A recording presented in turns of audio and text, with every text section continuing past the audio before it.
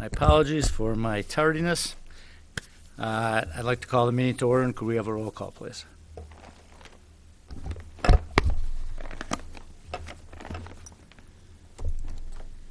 Mr. Ash, Mr. Fell, Here.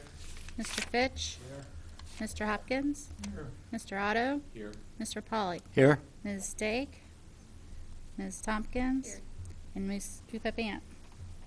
Okay, we do have a quorum this evening. Any changes to the agenda? Mr. Myers? No, although under new business, we might want to review the Sustainable Water Management Plan before the bylaws, if that's okay. I think that'll be fine without objection. Could we have a motion on the minutes from March 7th, please? Mr. Fitch? Second. Mr. Otto?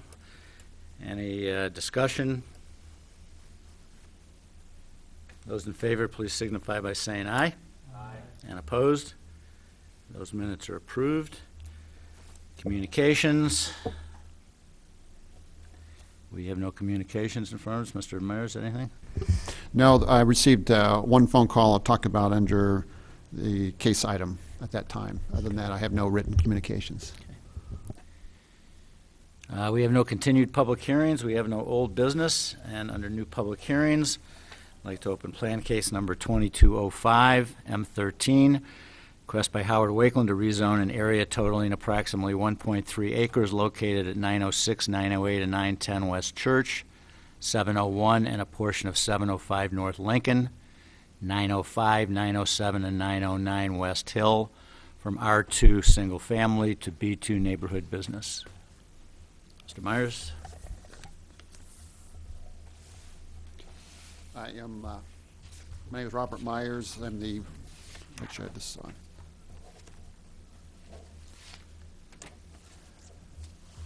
Can you hear me?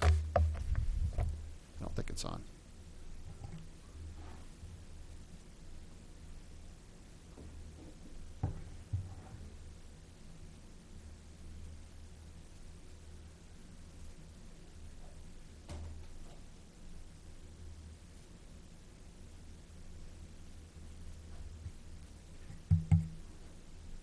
Sorry.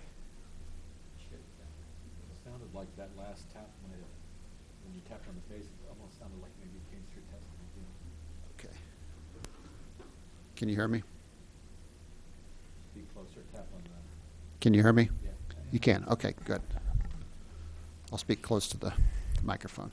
Just want to make sure everyone in the listening audience can hear, especially. My name is Robert Myers. I'm the planning manager with the City of Urbana. And we have tonight a case before you. It's a rezoning case, a zoning map amendment request. The applicant is Howard Wakeland, and Mr. Wakeland is applying to rezone properties that he owns. And I'll repeat the addresses one more time, if that's okay. 906, 908, and 910 West Church Street, 701 and a portion of 705 North Lincoln Avenue, and 905, 907, and 909 West Hill Street. And these are properties that he owns. It totals about an acre and a quarter. And 4 of these areas are vacant lots, and the other 4 have homes on them, owned by Mr. Wakeland. Also within the block, there are other homes. There's 3 other homes elsewhere in the same block. So let me show you, excuse me. Let me show you, please, an aerial photograph.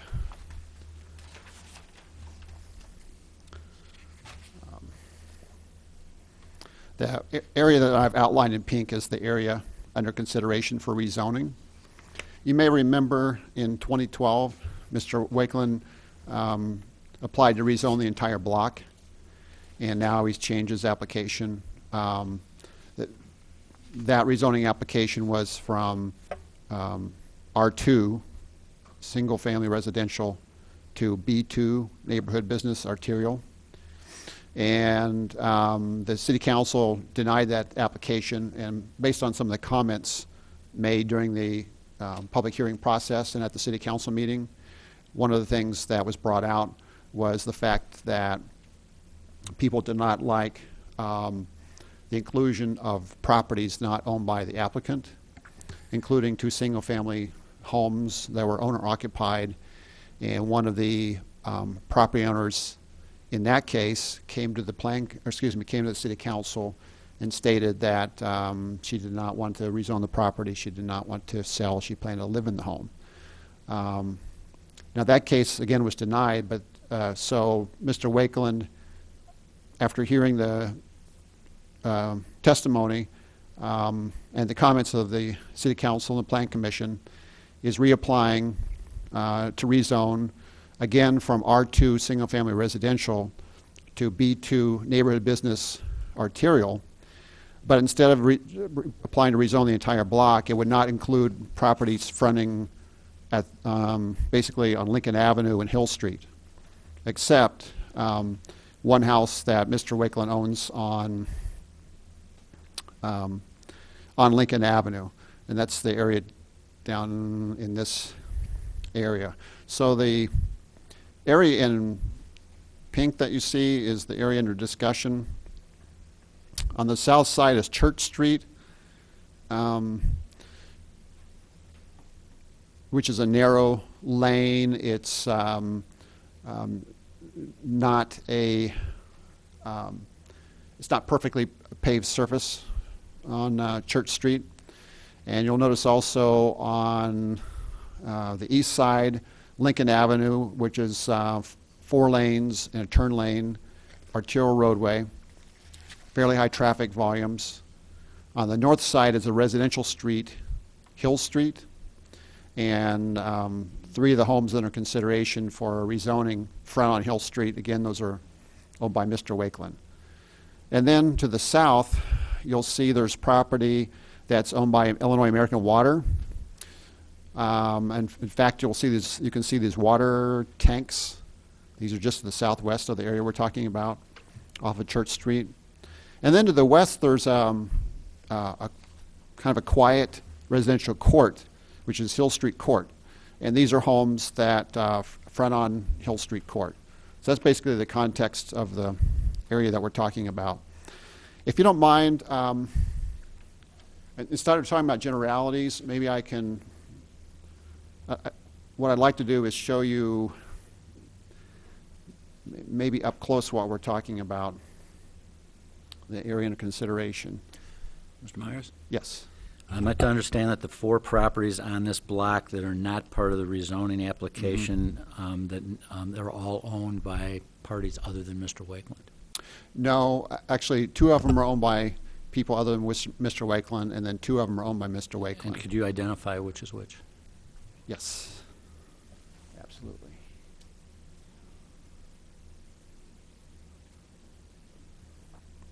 The map that you have before you, the numbers are the street addresses. So the properties owned by Mr. Wakeland, not included in the rezoning, are 707 North Lincoln Avenue and 705, which is actually a vacant lot, North Lincoln Avenue. That's also owned by Mr. Wakeland. That half of the lot would remain R2 single-family residential under this zoning. So the properties that are owned by other people are 703 North Lincoln Avenue, and that's owned by Mrs. Connerly, and then 903 West Hill Street, and that's owned by, I understand, Viola Bradley. Thank you. Sure.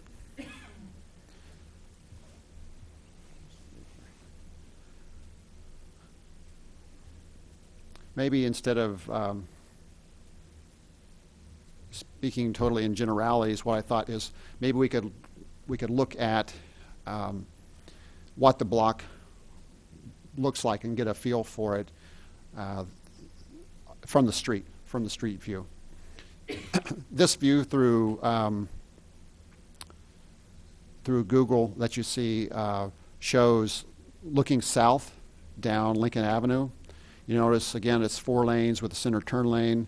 And on the left side, you see the spine clinic for Carl Hospital. And then as you look towards the southwest and the corner of Church Street and Lincoln Avenue, you see the tanks for Illinois American Water. And then here, this home is one that would be included in the rezoning. It's owned by Mr. Wakeland, and it's 701 North Lincoln Avenue. Let's see here. Now, as you travel up the street, this home owned by the Connerleys would not be part of the rezoning.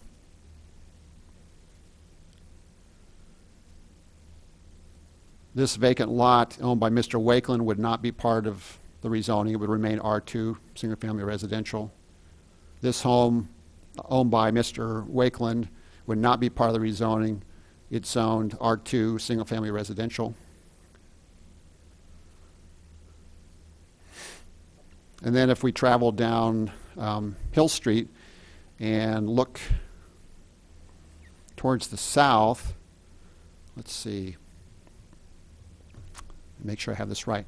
This home is owned by the Bradleys and would not be part of the rezoning. This home is owned by Mr. Wakeland and would be part of the rezoning. And the rest of them in the block are single-family homes owned by Mr. Wakeland and would be rezoned. Now, this house you see here on the corner actually is on Hill Street Court. The back of the house actually extends very close to the, I guess, the east property line of the back of their lot, and is not part of the rezoning. It would remain R2, single-family residential. So those are the properties. The other, well, let's see. Actually,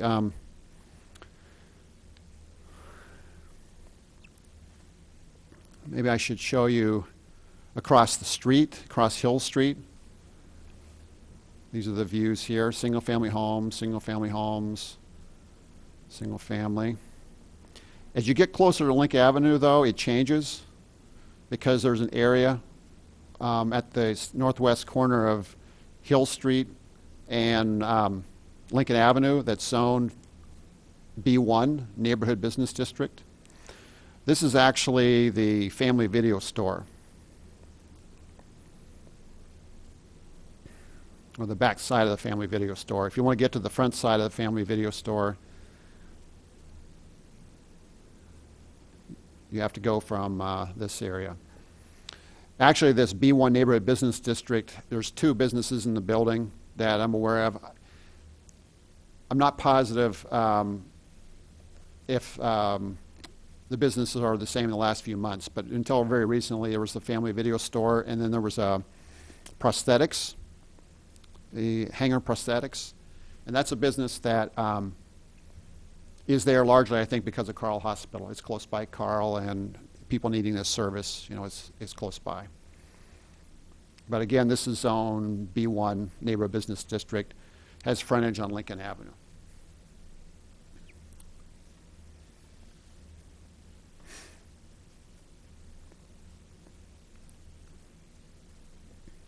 Okay, in terms of zoning, we've talked about this a little bit, but the yellow you see here is R2, single-family residential. This is all existing zoning.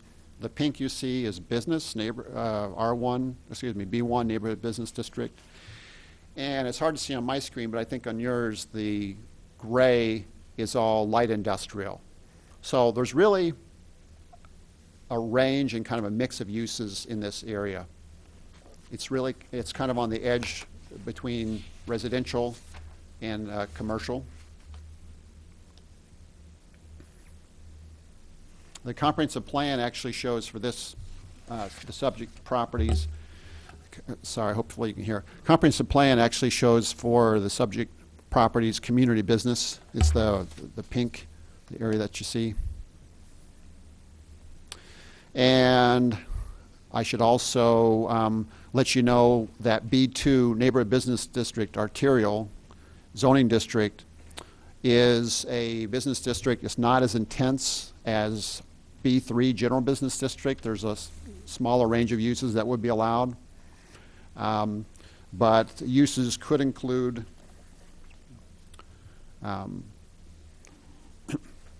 everything from multifamily residence to offices to retail a cafe, self-service laundry, in other words, a laundromat, shoe repair, dry cleaning, barber shop. There's some office uses and business uses, church, institution, park, and a number of residential options. I would say a major difference between this application and the last one was that this application does not include very much frontage on Lincoln Avenue.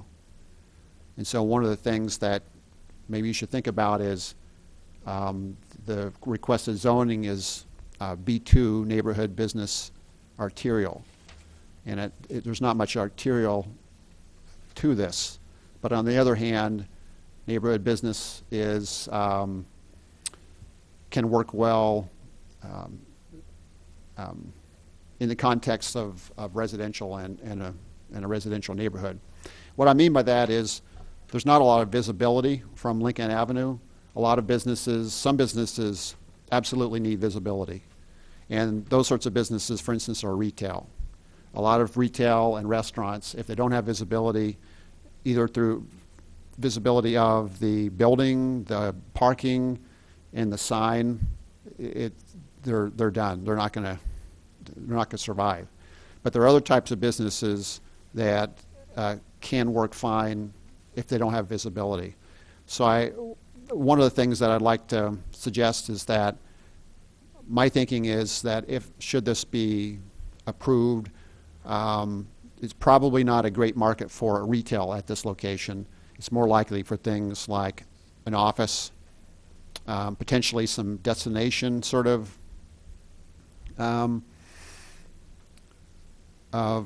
commercial uses, or potentially multifamily residential. Those are the things that probably come to mind as viable at the location without the visibility from Lincoln Avenue.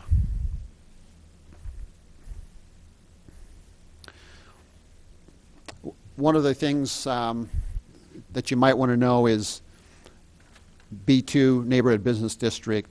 The development regulations are more stringent than in B3, the General Business District. For instance, the maximum floor area ratio was 1.5, and so basically what that means is that the total square footage of any building on the property can be no more than 1.5 times the lot area.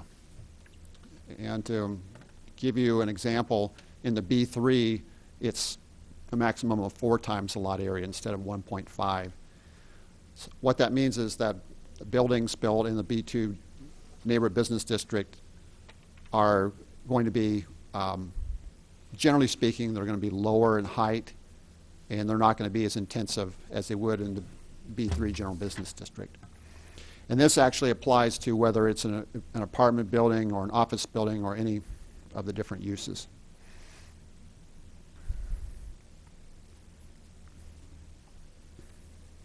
So in terms of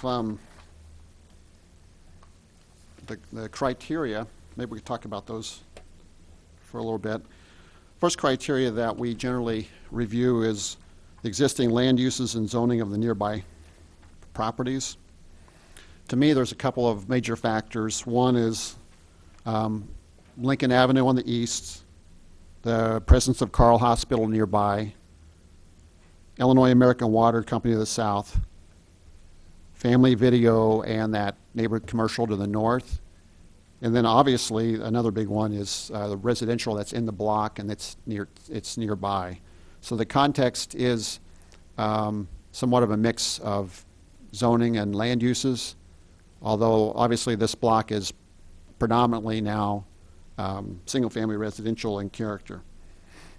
And it is as well towards the north and towards the west. The second criteria that we usually review is the extent to which property values are diminished by the restrictions of the ordinance. In other words, is the zoning totally out of sync with market expectations for the property? And that's always a difficult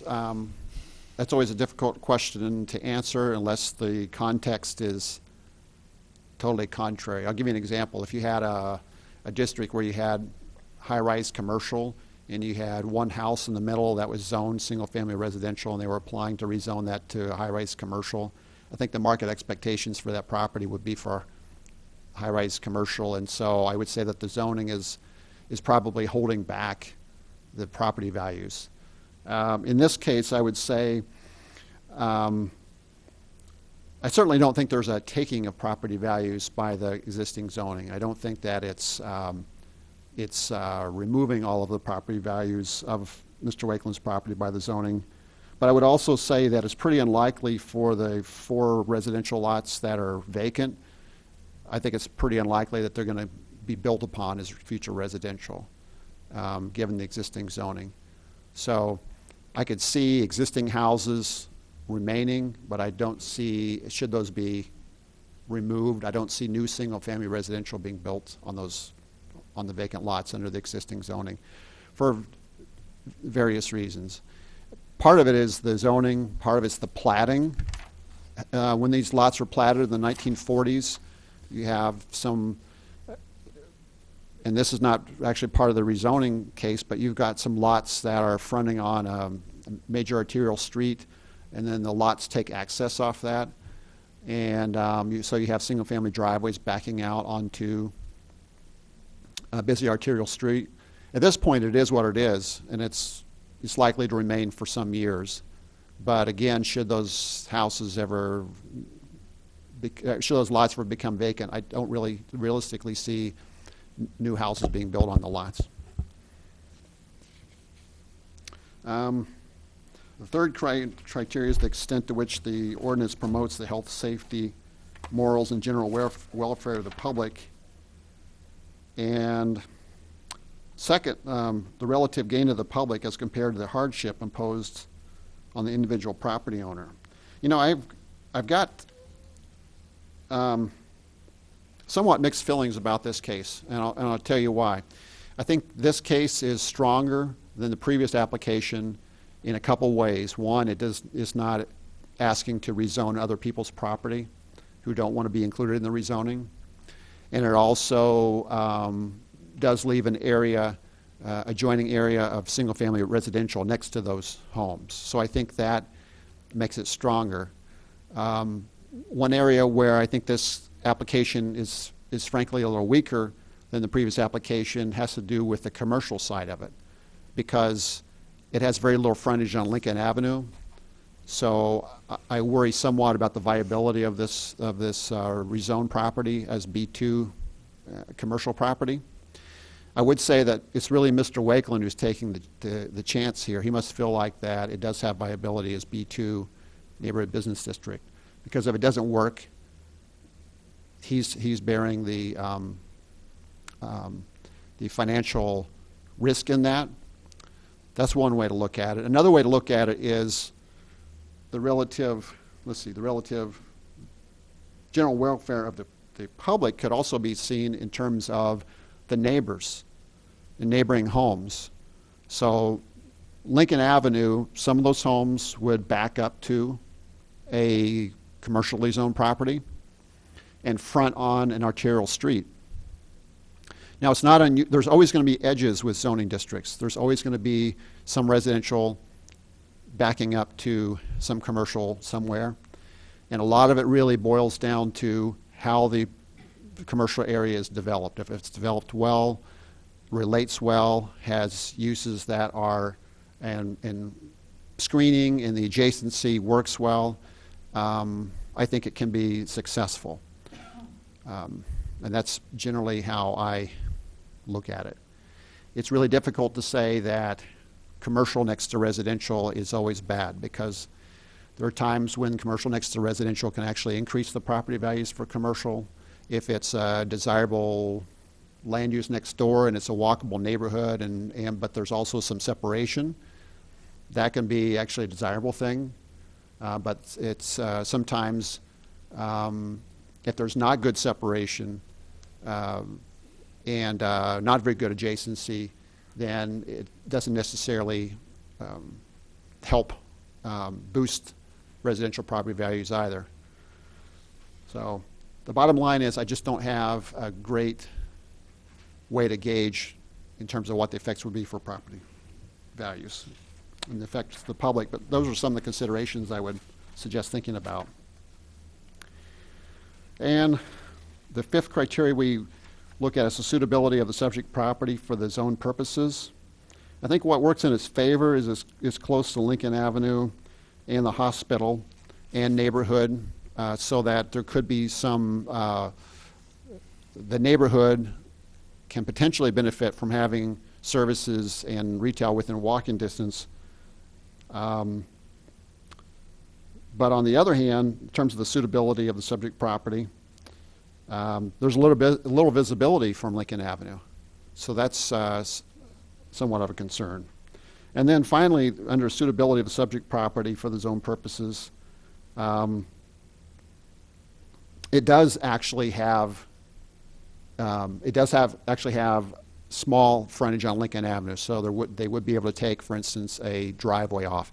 It would have good access from 3 different points, potentially. You could have a driveway connections to Lincoln Avenue, Church Street, and Hill Street.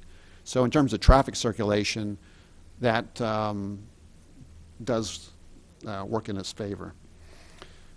But then again, on the other side, when you talk about the suitability of subject property for the zone purposes, you're going to have a row of houses that are going to have commercial on the back side and a Lincoln Avenue on the other side. So that's something to think about as well. And then finally, the sixth criteria that we review is the length of time the property has been vacant as zoned, considered in the context of land development, the area in the vicinity of the subject property. 4 of the lots under consideration are vacant. So those houses were demolished in 1979, 1995, 2002, and 2007. So for these years, those lots have been vacant. That's one of the reasons I believe that under the existing zoning, it's probably not likely to be redeveloped with new single-family homes. I'm not saying it's impossible, but I feel like it's probably unlikely.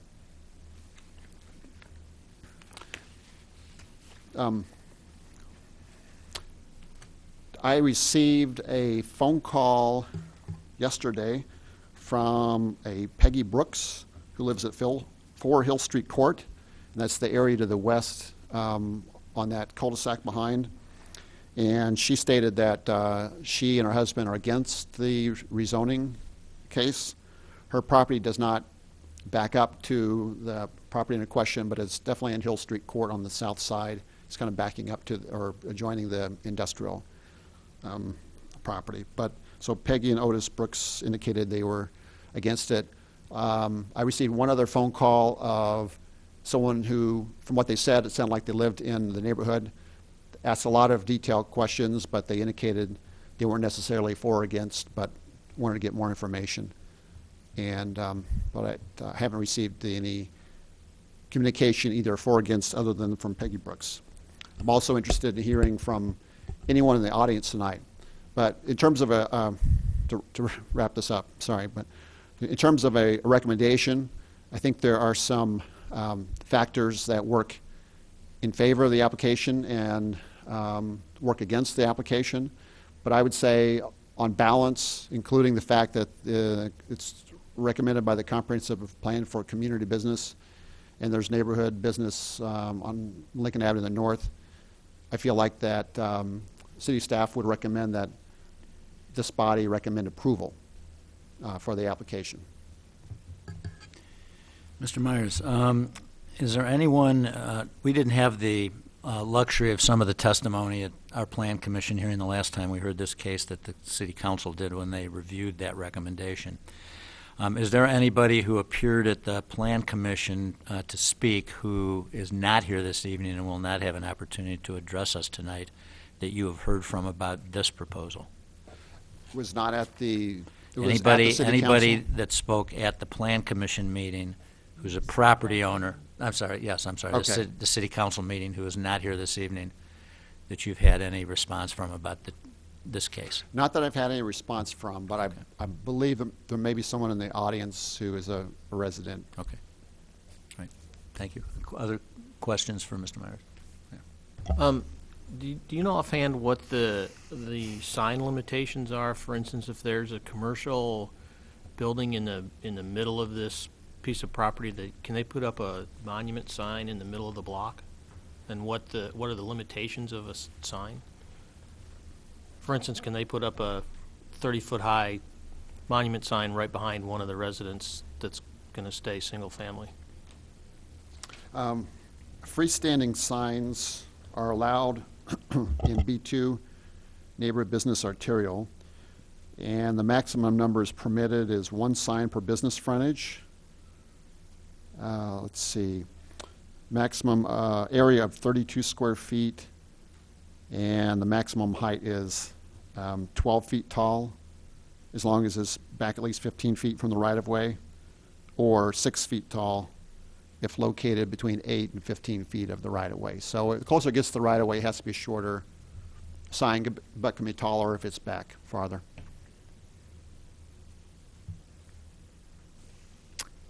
Any other questions for Mr. Myers, Mr. Adams?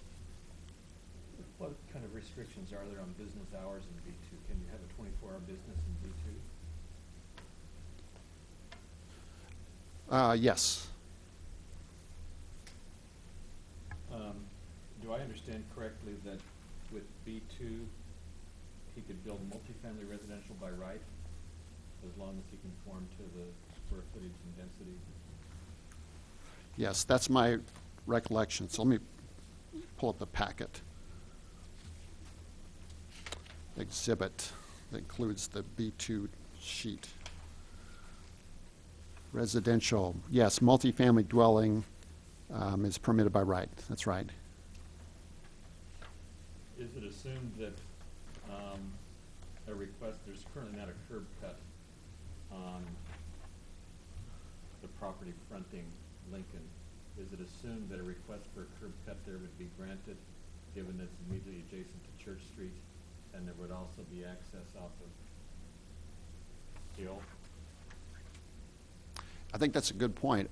Probably, given our access guidelines, I believe the much preferable thing to do by the Public Works Director would like the access to be from a street, such as, from Church Street or Hill Street. So probably what would happen is a driveway would logically come off of Church Street rather than Lincoln Avenue. I mean, the reason why I'm asking is, in terms of 703, if it's almost a given that the 701 would be the access point, that would affect the degree to which this impacts 703 if you're going to potentially have 24-hour traffic right beside your bedroom. And so Right. that seems to be an important question in terms of the impact on the adjacent residents. Okay.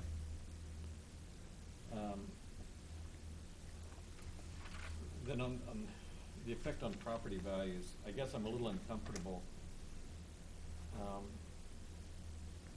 that there's speculation about the effect of property values in the absence of having any sort of professional opinions on it, because part of it is fairly uncontroversial. Obviously, the petitioner wouldn't ask for the rezoning if he didn't think that his immediate properties would benefit from it. The value of the two homes he doesn't own that are residential. Oh, I'm sorry. The value of the two homes that he doesn't own that are residential now as residential properties, I don't think one would need an appraiser to say those would likely go down. But you can see a situation where you would have an orphan property so that at some point 703 would no longer be viable as a residence for whatever reason, house decay and so on. But the property around it has been developed, and so its value as commercial narrow property with limited access how would one calculate? It seems to me that one could, it's just when we start speculating, speculation means it's sort of a guess. And one could just as easily guess that even the commercial value of that property would go down as the property around it gets developed, and presumably you can't assume that it could be absorbed into the adjacent property. It might simply sort of be orphaned at some 20 or 30 years down the line. I guess I'm uncomfortable if we don't know to sort of speculate, because one can speculate Right. in sort of a variety of different directions. What's interesting is that LaSalle case criteria, from what how I read it in the original court case, which is like from the 1950s, I think it was late 1950s now, but that those criteria are still regularly used and is what we use as the basis, and what a lot of Illinois communities use as a basis. But when you read the court case, the effective property values is really about the property being rezoned in that case. It's talking about, with this, did the restrictions that are on there now, do they unduly hurt property values? And would rezoning be beneficial for property values? I think that's easier question to answer than I what see. what so- the effect would be on the neighboring property values, because there is a lot of speculation involved there unless there's some sort of an appraisal. And in terms of effect on neighboring property values, again, a lot of times it's dependent on what gets built and the quality of the development.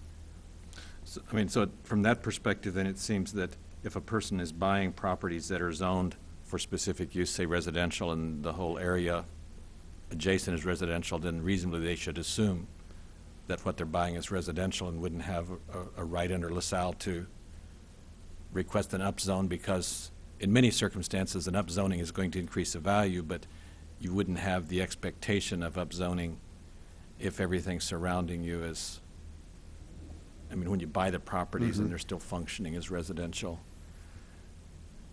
Yeah, I don't think, in my opinion, the current zoning is not taking away I see. property value of this Okay. particular property necessarily, but on the other hand, those 4 vacant lots haven't been developed for all those years, so you do have to wonder whether the existing zoning is holding back in some ways the redevelopment of the property. And I don't have a monetary way to measure that, though. And I think my last question is, the city plan shows that as being upzoned. The long-term city plan that would be developed in some sort of commercial property.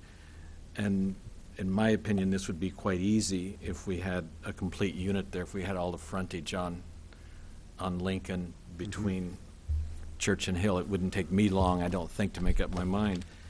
But I wonder whether, because several times the impact of this on the city property base is raised, if the city would go for this now rather than waiting until some later time, and even though the current owners don't have any intention of changing their minds, time passes and minds are changed, we might actually have a property that is less valuable in terms of development because we have moved too soon, rather than waiting until all the pieces come together so that one can do a kind of coherent plan. Is there any risk that we're taking there that by proceeding at this point, we're actually inhibiting the coherence of the planning down the line? I'm not sure. It's an interesting idea. I think maybe how I would, how I think of your question is, the area that's remaining, is it going to be, if it were become some redevelopment site a couple decades away, is it too small to really be viable for future commercial because it's not a large enough area? I'm not really sure how to answer that. There's 4 lots, so I think it's kind of smallish for future commercial if you combine those 4 remaining lots some decade. and made it into a commercial property. It is kind of a small area, but it's not out of the question, but it's kind of small. Okay, thanks. That's all I have. Other questions?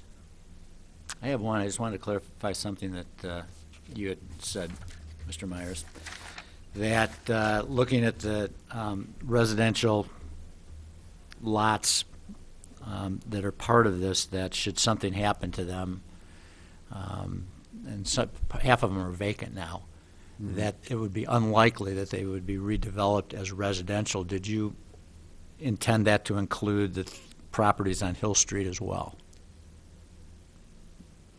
Like 905, 907, 909. I mean, I think it's clear that for the vacant lots along Yeah. Church Street, that is likely true. Right. One of these other houses, something happened to it, got hit by a storm or burned down. You think it equally unlikely that it would redevelop as residential? I think it's more likely if it's along Hill Street to get rebuilt than obviously anything on Church Street or along Lincoln Avenue, and certainly the back half of that vacant lot. So if any of these lots became vacant, I think the most likely of them to redevelopment would be along Hill Street. Yeah, thank you. Any other questions for Mr. Myers? If not, would the petitioner like to address the Plan Commission this evening?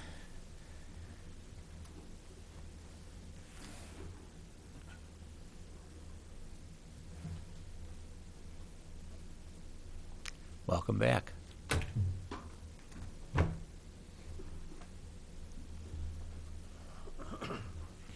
You want me to sign this? At You some know who I point. am. I come tonight with very, very mixed reactions. I'm about ready to blow my stack. At the same time, I want to try to be as kindly and nice as I possibly can be. I have absolutely no unhappiness with this Plan Commission. None. I've been treated fairly. I've been heard. You've discussed things. And I don't argue with what you finally worked out with me for a solution. However, I think that most of you are familiar with this report. Comprehensive Planning Study for Urbana. You know who passed that? That was a commission in Urbana. It was approved by the city. And it had documentation from the water company, from the electric company, from the lumber companies, from the Champaign County Chamber of Commerce, and on down the line. A big list of people who said, this is right, we approve it, we support it. I have every right to be asking for zoning, not only what I'm asking for tonight, but what I asked for the last time. I have no unhappiness with this committee whatsoever. In fact, I honor the chairman who spoke out the last time and said, you know, the city has a plan, and we at least ought to consider it. Words to that effect.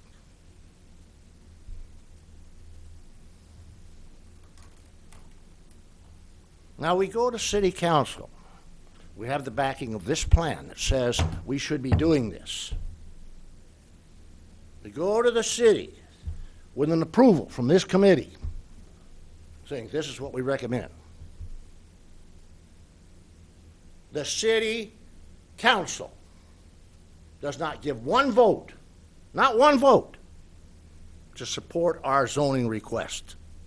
If I were you people, I would quit. I'd get out of here. This is absolutely ridiculous to have a city acting like this. And I'm unhappy even with the council members individually. I was told by a city official, and I'm not going to tell you who, that they had decided before they went to that council meeting that they were going to give me a no. Now, if that's true, that means there's some other stuff going on beside what's going on in this room, either now or when the city council's here.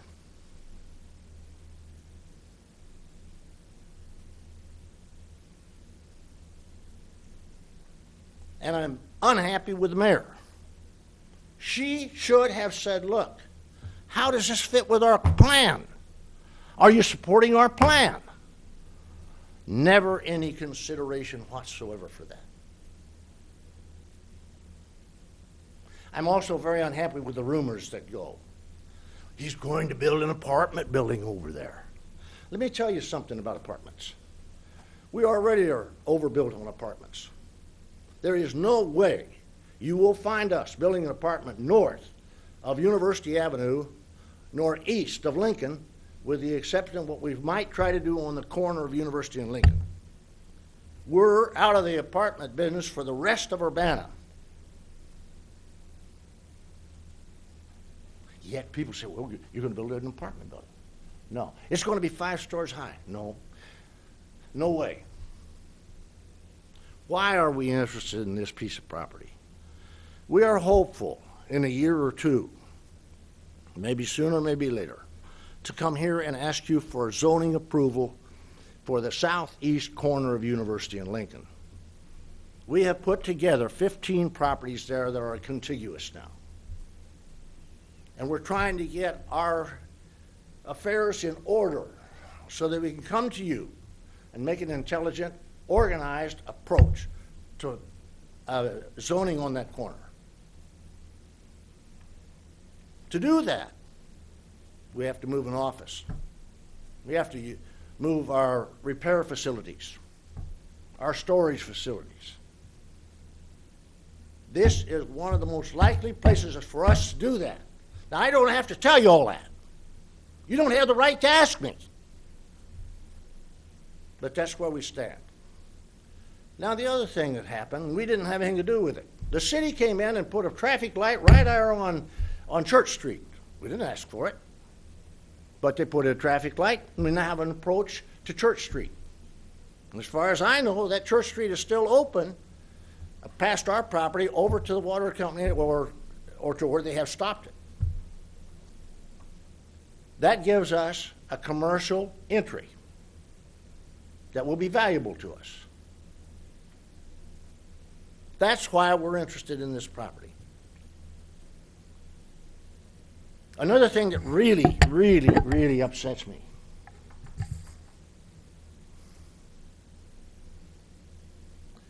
Where does Urbana deserve the University of Illinois? The answer is no, it doesn't. 10 years ago, the corner of University and Lincoln was to be the entry to the University of Illinois. What has happened? It's over on First Street, South First Street. Now, I know that we would have had to had a pry pole to put it in this section of the city, but there's still land on the campus that could have been committed to that had they wanted to. But Urbana did not. Go down Lincoln Street. What did the University of Illinois do? On the west side of Lincoln, you've got the Alumni Center. You've got residentials for students. And as you go on south, everything is university. What did we do in Urbana? They finally allowed the neighbor house to build a new house, and that's a nice house. And I'm glad they did it. That's the only thing that Urbana did to try to create an entry to the University of Illinois. On the other corner of University and Lincoln, on the southwest corner, there's a very nice building there, very well built, very well designed. University rents half of it, and I think Provena rents the other half, either they or Carl. It's a medical group, and then on the first floor you have a coffee clutch. Urbana missed a fabulous opportunity to have that be, quote, the entry to the University of Illinois. We deal with this little thing. This person doesn't like this, and this person doesn't like this, and this person doesn't like it. That isn't what that report says. That report says you ought to go this direction or you ought to go that direction. And that's not what I'm hearing here. Now, I'm not critical of this committee. You have been great. I say that again and again and again. You listen to me. I tried the last time with the city council. I stood up 4 times trying to get the attention of the mayor so that I could make a presentation. Never allowed. You damn right I'm unhappy. Now, for me, hey, I'm an old man. I'm not going to be here too much longer. My kids are here, though, and their families are here, and they're invested big time in Urbana. We are now paying a roughly $650,000 a year property tax in Urbana, and they won't give us a time of day. So, you know, I come down to this thing, and I say, if you want to pass it, okay. If you don't want to pass it, okay. I've gotten kind of passive about the thing. We can go somewhere else, and we can do something else. I never dreamed that trying to zone a nice little set of properties, which when we went in there were derelict. That was the drug center of Champaign-Urbana when we went in there. We cut down over 100 trees off the back side of that lot. And we knocked down the hash house. We got rid of it. We cleaned it up. Every one of our apartments are well taken care of and well rented.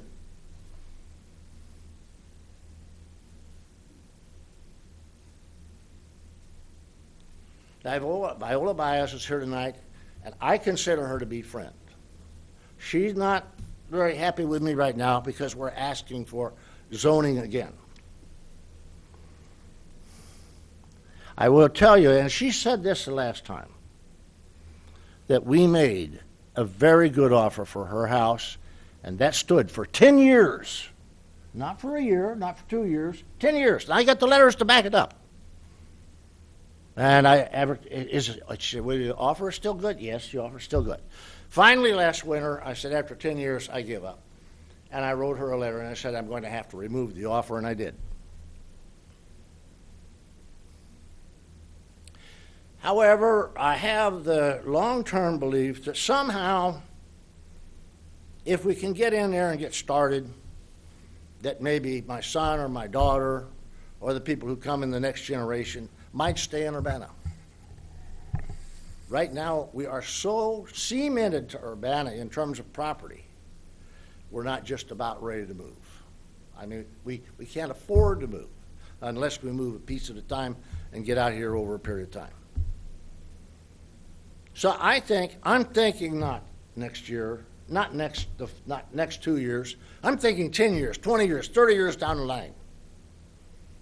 That's what I'm thinking about. Now, maybe we're different property owners than what you normally have. So why did we cut the thing back? To try to appease the 2 houses that that objected. And now they're still unhappy. Well, I don't know. One is unhappy, the other one I don't know. So I think, and where we are now, I think you know on the south side is a water company, and that's industrial zoning. And on the north side is shops. And I think I'm not sure, I think it's a B3, B2 or something, but it's commercial. And we come in and we're in between those two and we ask, and boy, we get all this stuff. People don't like you, they don't want you to come, etc. And I say to you, you have to look at the problem in a bigger way than that. Now, we're not going to ask to change what we asked for. I am hopeful that you'll approve it, and you did the last time.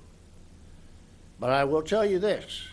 If I go to Central City Council the next time, I'm going to demand an appearance. I've said more than I should. But I think, where is the real opportunity in Urbana? Where is the real opportunity? University of Illinois. No question about it. Get on Green Street if you haven't been there recently and drive west. That's now becoming skyscraper territory. And it is my understanding that there's at least 3 more. Let's see, 1, 2, 3, I think it's 3. 3 more 10, 15-story buildings to go in there between Wright and Neal.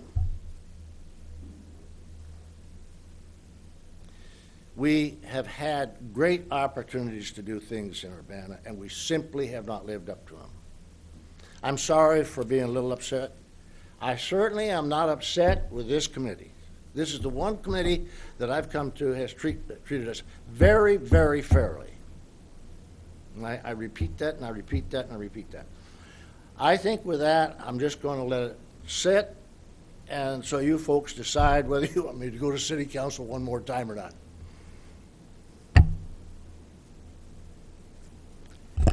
Are there any questions for Mr. Wakeland? I just have one. Just Mike? as a response to something that you had said about the opportunity to speak at city council and their rules, and we're actually going to be talking about our bylaws at the end of the meeting here tonight. The rules are a little different than ours. And there is a period at the beginning of the meeting in which if you have something to address, you can address, but they don't have people coming up prior to each order of business that they do.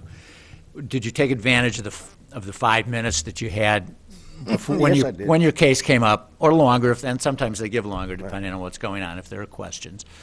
Did you have the opportunity to participate in that portion of the meeting, which is what's set aside for those types of comments? Yes, I did, but I didn't realize that it would be shut off later on.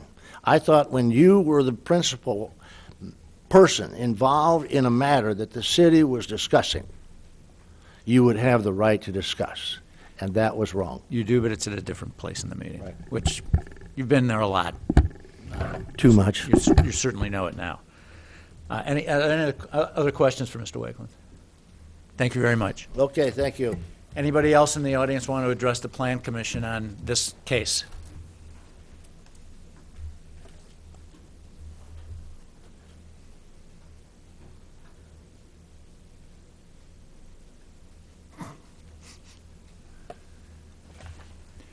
Good evening.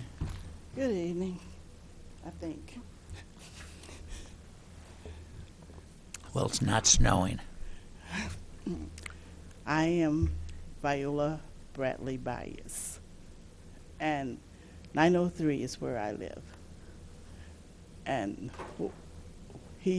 what he wants to do is, he says, put like a maintenance building or something behind my house. Okay, what that does to me is I don't have any quiet. They're going to be coming in and out night and day, no times early daytime. I work sometime from 4:30 in the morning to 8 o'clock at night, and sometime I'm called back in, regardless of what. I fought cancer and worked, and this is my little space. I feel that when I bought this house, it was residential area. I raised my kids there, finished raising my kids in that area. I feel that he, just like I told him, I feel it's not about what he wants to put there. Has nothing to do with the community. It's not serving the community. It's going to serve Mr. Wakeland. And I told him I thought he was selfish, and I still do. I have a right, when I bought this house, to think it still was going to be residential. I told him I have grandkids that getting ready to go to U of I now. They can live in that house if I decide to move and go to university. It's not, everything is not about what he wants to do. He has to look at the whole community. I have lived in that community for about 20 years. Yeah, it was a drug house there. He owned it. He's supposed to be tore it down. I called the police on him plenty of times. You know, I don't have any say-so with what somebody else do with their property. I have some say-so what I do with my property. And that's his property, But he also put it he bought in my neighborhood. He didn't have to buy it. He said he wants to put it there. I would like to know what he would do if I went and bought property around him and decide I want to put a repair shop back there. He don't live in Urbana. He lives in Champaign. Sure, he owns property there, but he don't live there. He don't live in the neighborhood. It's a quiet neighborhood. Mostly old people live there until he bought the houses and put students in it. And those houses are rented. So it's not like he's not making money. He's talking about how much he paid. I talked to one of the students. They tell me they pay $600 a room. So he's not losing anything. He got enough money. How much money can you have? You can't take it with you. How much do his kids need to live? What about other people's kids? They need to live. My grandkids need to live. My husband needs to live. I got sisters and brothers and kids. And I feel my kids, it's just as important to me as his kids are to him. And I feel if I want to leave this little piece of property to them, I should be able to leave it to them, and I should be able to have its value worth what it's worth. Not where he's going to bring this stuff in and it's going to take my value of property down. The way he's doing it, I will only be able to sell to him in order to get anything out of it. And who says I want to sell to him? He says I'm angry with him. Damn straight. I have a right to be if you want to put something behind me that's going to disturb my peace. He's not living there. I am. I have no intentions of moving. Thank you.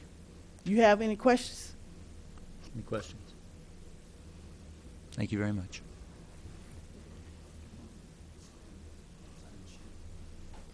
Anyone else in the audience want to address the Plan Commission on this case?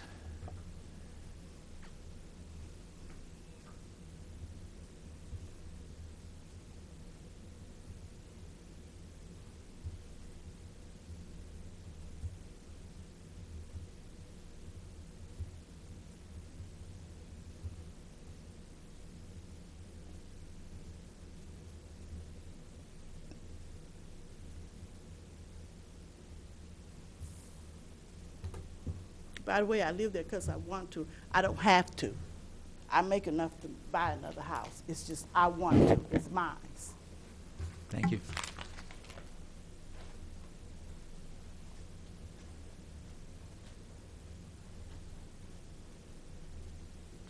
Good evening. Evening. My name is Susan Taylor. I live at 606 West Michigan Avenue in Urbana.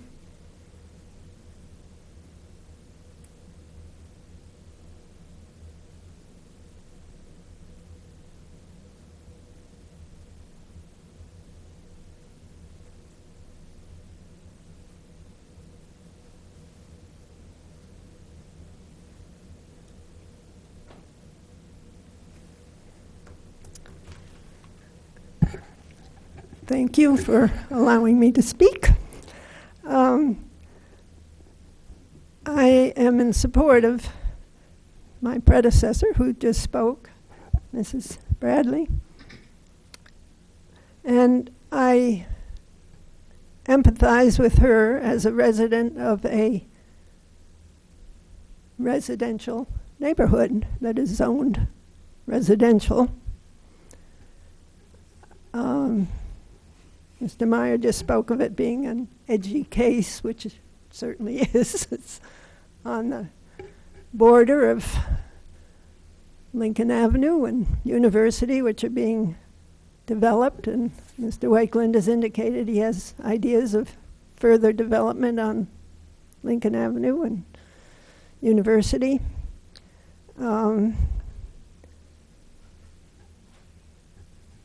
I think my main thing to say is that I believe that in an earlier consideration of Mr. Wakeland's applications, the point was made, and I can't remember the context at the moment or how it came out, but I think it was here at this commission, because this is the one I've been watching mostly, and it was stated that the decision is not about an individual. It's about an area. It's not for or against Mr. Wakeland, but it is for or against the place being talked about. It's not. So to me, the place being talked about is the edge of residential property. It has residential east and west of Lincoln Avenue there. That's how it's zoned now. It may be owned by Carl, the residential side on the east side, but that doesn't mean there aren't people living in those houses. They are, at least now, living in those houses. When you do a comprehensive plan, and I watch the development of that every Thursday or second every month for 5 years, people are trying to, see what looks as if it's going to happen, but who has a crystal ball? And a lot has happened since that plan was put together. And what has happened has been more residential planning on the south side of Lincoln Avenue, more students there, and Carl has moved right along. But Urbana, I think, is proud of being a residential community. And to me, this is biting away at an area that is very vulnerable to further non-residential use, particularly driven by Carl, but following along that way. And I think we have a responsibility to people whose homes are in that area to protect those homes. As Mrs. Bradley said just now, who in a residential area wants to have a warehouse right beside them? There's an opportunity there for single-family houses to be built. The owner of the applicant has not chosen to build single-family houses there. He's fortunately removed the problem ones.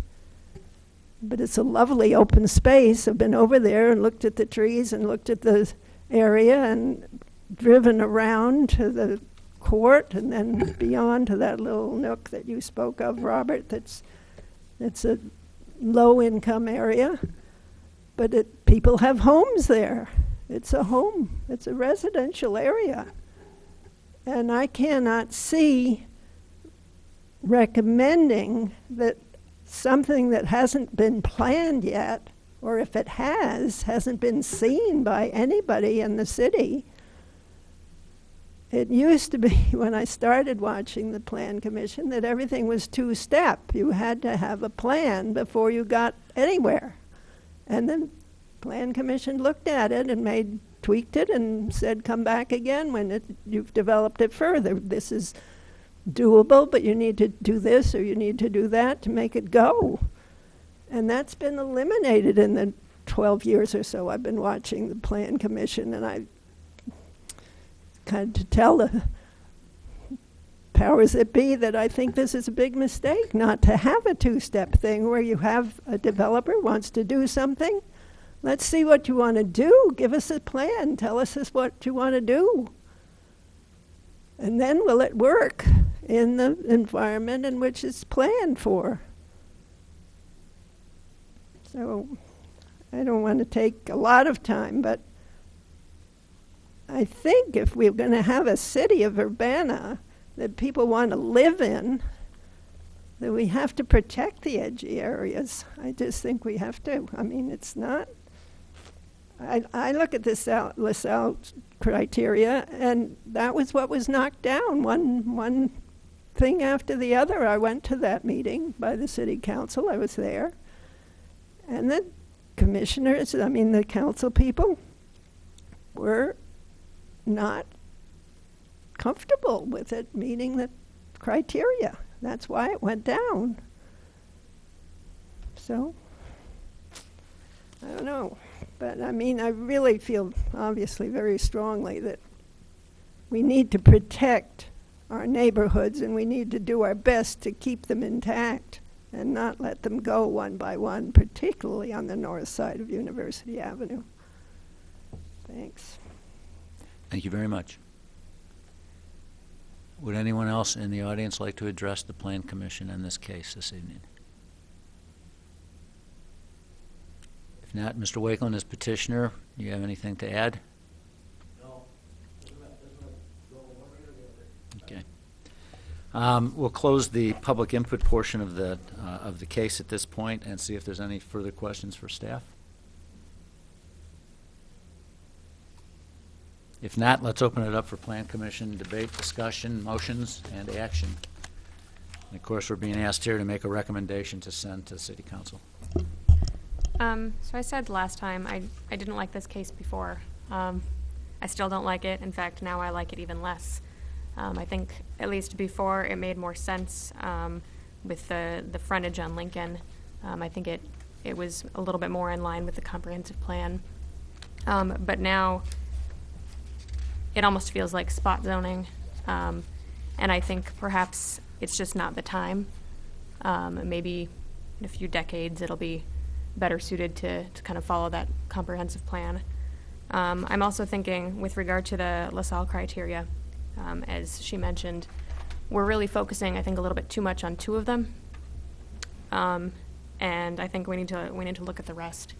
It's very, very likely that leaving this as residential is the reason that these lots are vacant, and perhaps the reason that they're not getting the full value that they might under business. But I also don't think that it's really our job to compensate Mr. Wakeland, for what, in hindsight, may have been perhaps a bad investment. I think when you look at the rest of those LaSalle criteria, I think they weigh a lot more heavily against rezoning. So, yeah. Other comments or motions?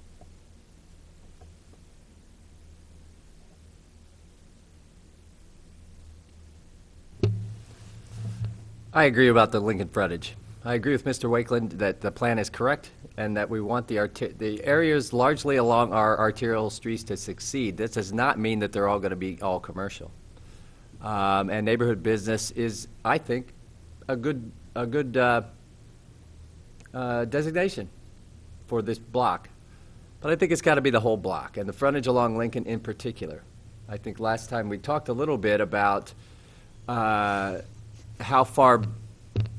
many lots in the video store extends, and we were kind of looking at that line, and the proposal was for the whole block, so we approved the whole block, and that's what I would be comfortable with, or the frontage on Lincoln, but not the back of the lot, and not the frontage on Lincoln, except for the one finger that sticks out. So I think it's in that sense, it's a missed opportunity. But I also understand, the residents' point of view.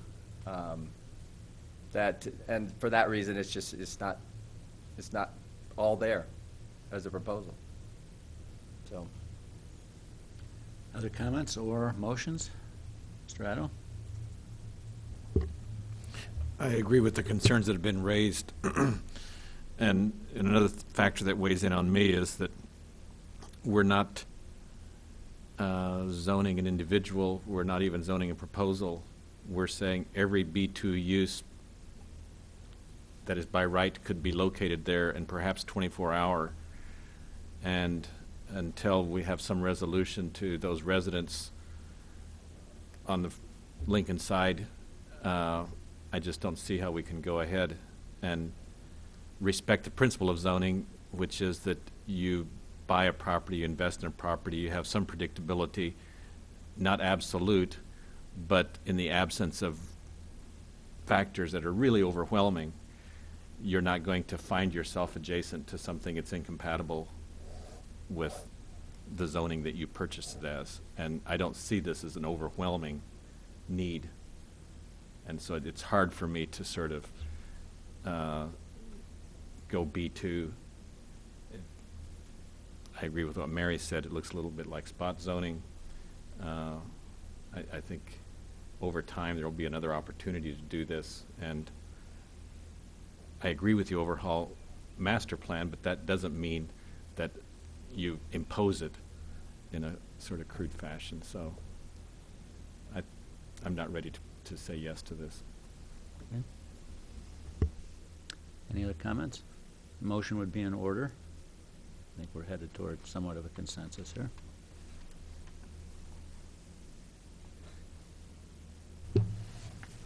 I think I moved the one last time that I voted in favor of, so it's kind of ironic. But I'm going to move Plan Case 2205 M13, a proposal to rezone portions of Church and Lincoln and Hill, be forwarded to the City Council with a recommendation for denial. Do we have a second? Second. Second by Ms. Tompkins.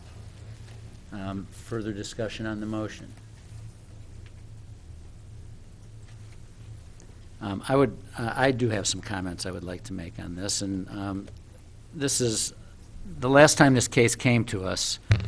A decision was made unanimously with the staff recommendation, but when it appeared at City Council, there was some testimony that we did not have the advantage of hearing at this meeting. And I'm not sure to what degree that might have changed the decision that we made, but there were some questions brought up this evening. And I'd like to start with a very broad one that Ms. Taylor made as she was speaking. There has never been a two-step planning process where, in order to get a rezoning, people had to tell us exactly what they had planned for that. Some developers would come in and they would have a plan and they would want to present that and they would want to help sell their case for a rezoning. But the fact is, the job of the Plan Commission is to look at highest and best use for this land, not based on what we think Mr. Wakeland might do, but what is possible under B2 zoning for this area. And so there is, unless it's a planned unit development or by the prerogative of the petitioner, there's never been a situation where a rezoning demands that the person asking for that rezoning tells us exactly what they plan to do with it. The fact is that they could sell the property the day after the rezoning's done, and we need to take that into consideration. Mr. Otto made a comment about whether or not doing this type of development in this area would in fact preclude a better long-term outcome for what the comprehensive plan designates as neighborhood business down the road, and my answer is very simple. The answer to that is yes in this case. Mr. Myers and the staff believes that this, for certain reasons, is a stronger case than the last one that was brought, and I disagree with that, and I wanted to just take a minute and actually go through, as I read in this case, the LaSalle criteria, and I came up with a different interpretation of that criteria applied to this case than our staff did, which happens occasionally. Existing land uses and zoning of the nearby property. The fact is that my reticence in agreeing, my only reticence in agreeing to voting for the last proposal that came was that it would have possibly a negative impact on the residential properties to the west. And should this proposal be passed, that impact would be even greater, because in fact that's the only property that we're talking about rezoning is the western part of this. For a commercial project that precludes most of the frontage on an arterial street, that to me is a problem. The one I looked at most carefully was criteria number 4 that says the relative gain to the public as compared to the hardship imposed on the individual property owner. And Mr. Myers had commented that for the most part, when we're talking about property values, we're talking about the property values of the part of that land that's going to be rezoned. But under number 4, as I read that relative gain to the public, that includes everybody in that area. And that is where I think that, like the LaSalle criteria would dictate that this particular proposal would in fact decrease the value of properties of adjoining properties to this recommendation. And I do think it's clear, it's important to consider this. This was the legal basis for how, in Illinois, these zoning decisions are made. Extent to which the property values are diminished, I think that's covered under number 4. And the others are pretty much unclear to me. The suitability of the subject property for the zone purposes, I would say without the entire block being included in that rezoning, that it's very unclear to me that this is a suitable project. For those reasons, I kind of agree with what I've already heard here. And the question isn't whether a maintenance facility is going to go in or a warehouse or something that might be not only appropriate but suitable for the developer's purposes, but what can be built under B2 on the back half of a property, lacking a majority of that property's frontage on an arterial street when you're talking about neighborhood business. It simply is, just don't think it's well enough cooked at this point. And I understand Mr. Wakeland's displeasure with this whole process. I think this is the, if I'm not mistaken, 4th case that we brought on this particular property. And the fact is that I view this as a weaker case than the last time we looked at that. And I think that to rezone the back portion of this with that one sliver would in many ways be risky. And I will support the motion reluctantly because I think that the petitioner has gone through a lot of work to put this together, but the fact is I don't think that this proposal is suitable and in the best interest of this neighborhood or this property. So with that said, any other comments before we take a vote on this? And the recommendation is to ask the City Council to deny this proposal. There's no other comments. Could we have a roll call, please? Mr. Fitch? Yes. Mr. Hopkins? Yes. Mr. Otto? Yes. Mr. Pollock? Yes. Ms. Tompkins? Yes. And Mr. Fell? Yes. And this will go to City Council and Mr. Myers. April 1st. That is a little too ironic. April 1st. Under new business, we're going to switch these two items we had. Thank you for those who came this evening to participate and to listen to that discussion. Presentation of City of Urbana's draft sustainable water management plan. Good evening, Commission. My name is Scott Tess. I'm the Sustainability Manager for the City of Urbana. You should have in your packet a copy of the city's draft Sustainable Water Management Plan. I'm not going to go page by page through that tonight with you, but I do want to give you a very short tour on the PowerPoint of what's in there and hit on a couple of items that I think might be of particular interest to the Commission, and then I'll take some questions. First, this plan comes... I'm sorry, before you start, before you get rolling, Sure. because we want to hear this, is this an item in which we are being requested to pass a recommendation on, to simply comment, or what is the end result of the discussion that we're going to have this evening, Mr. Myers?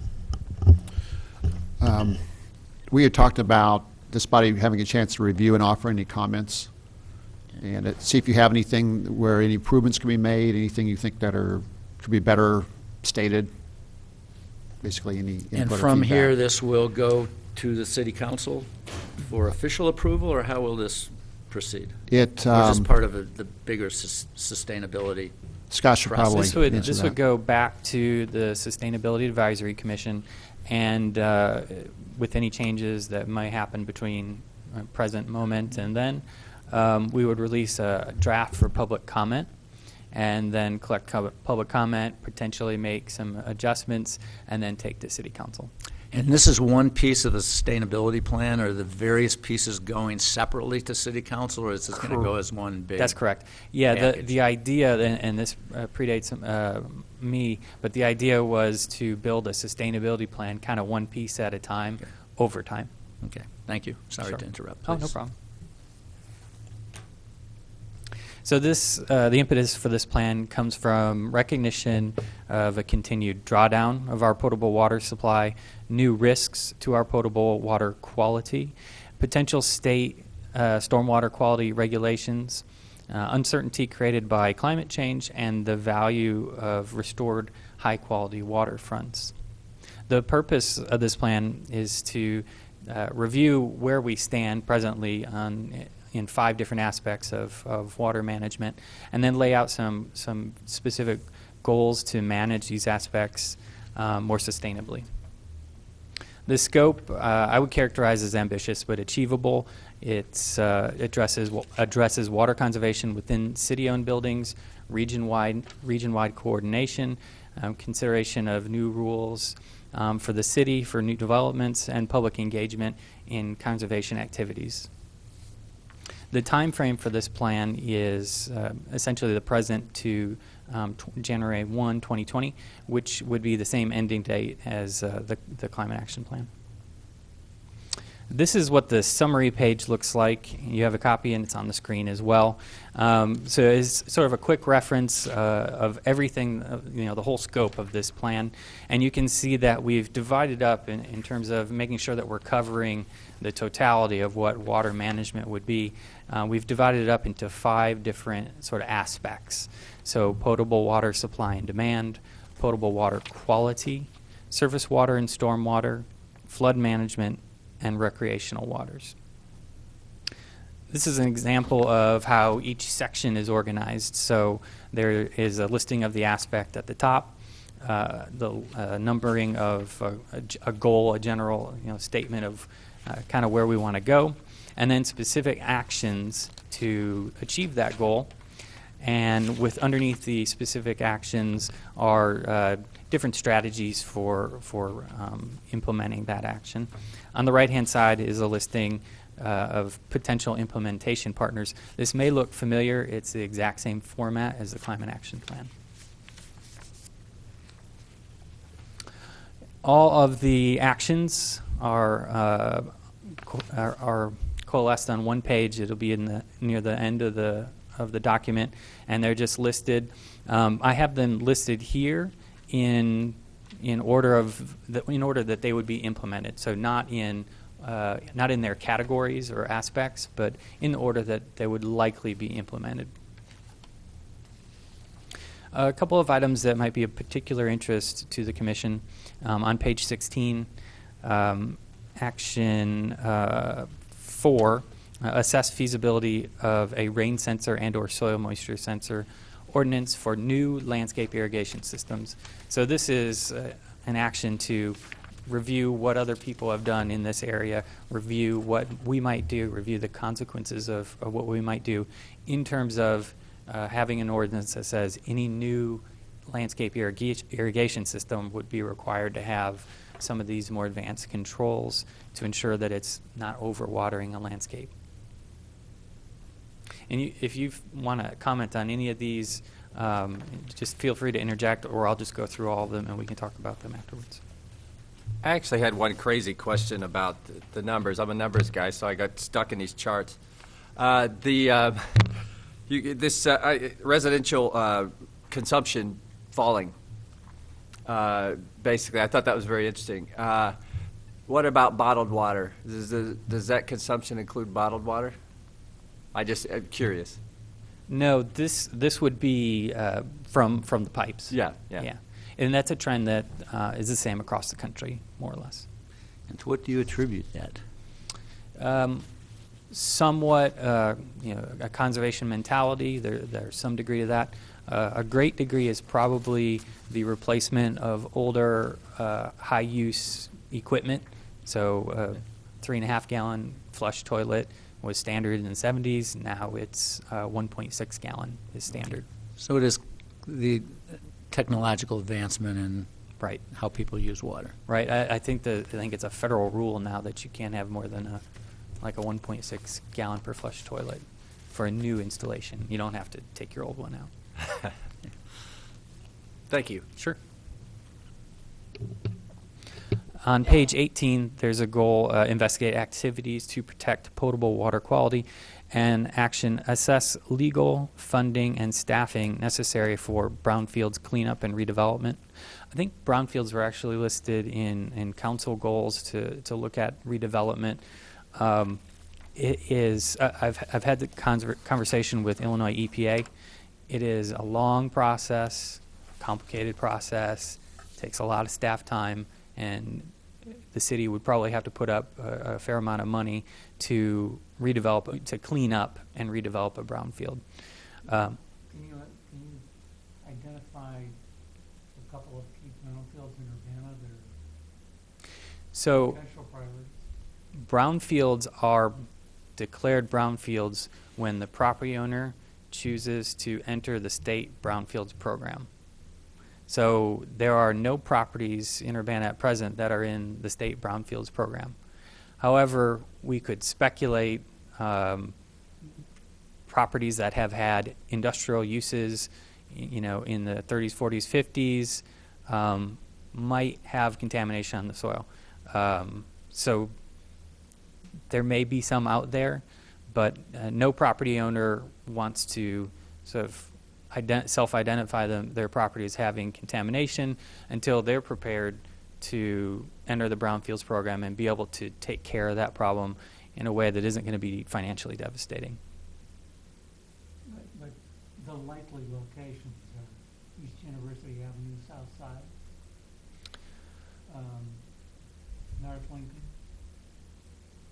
East Potentially. I think there's a service station being decommissioned on North Lincoln now, which almost certainly, given the age, would qualify for brownfield site.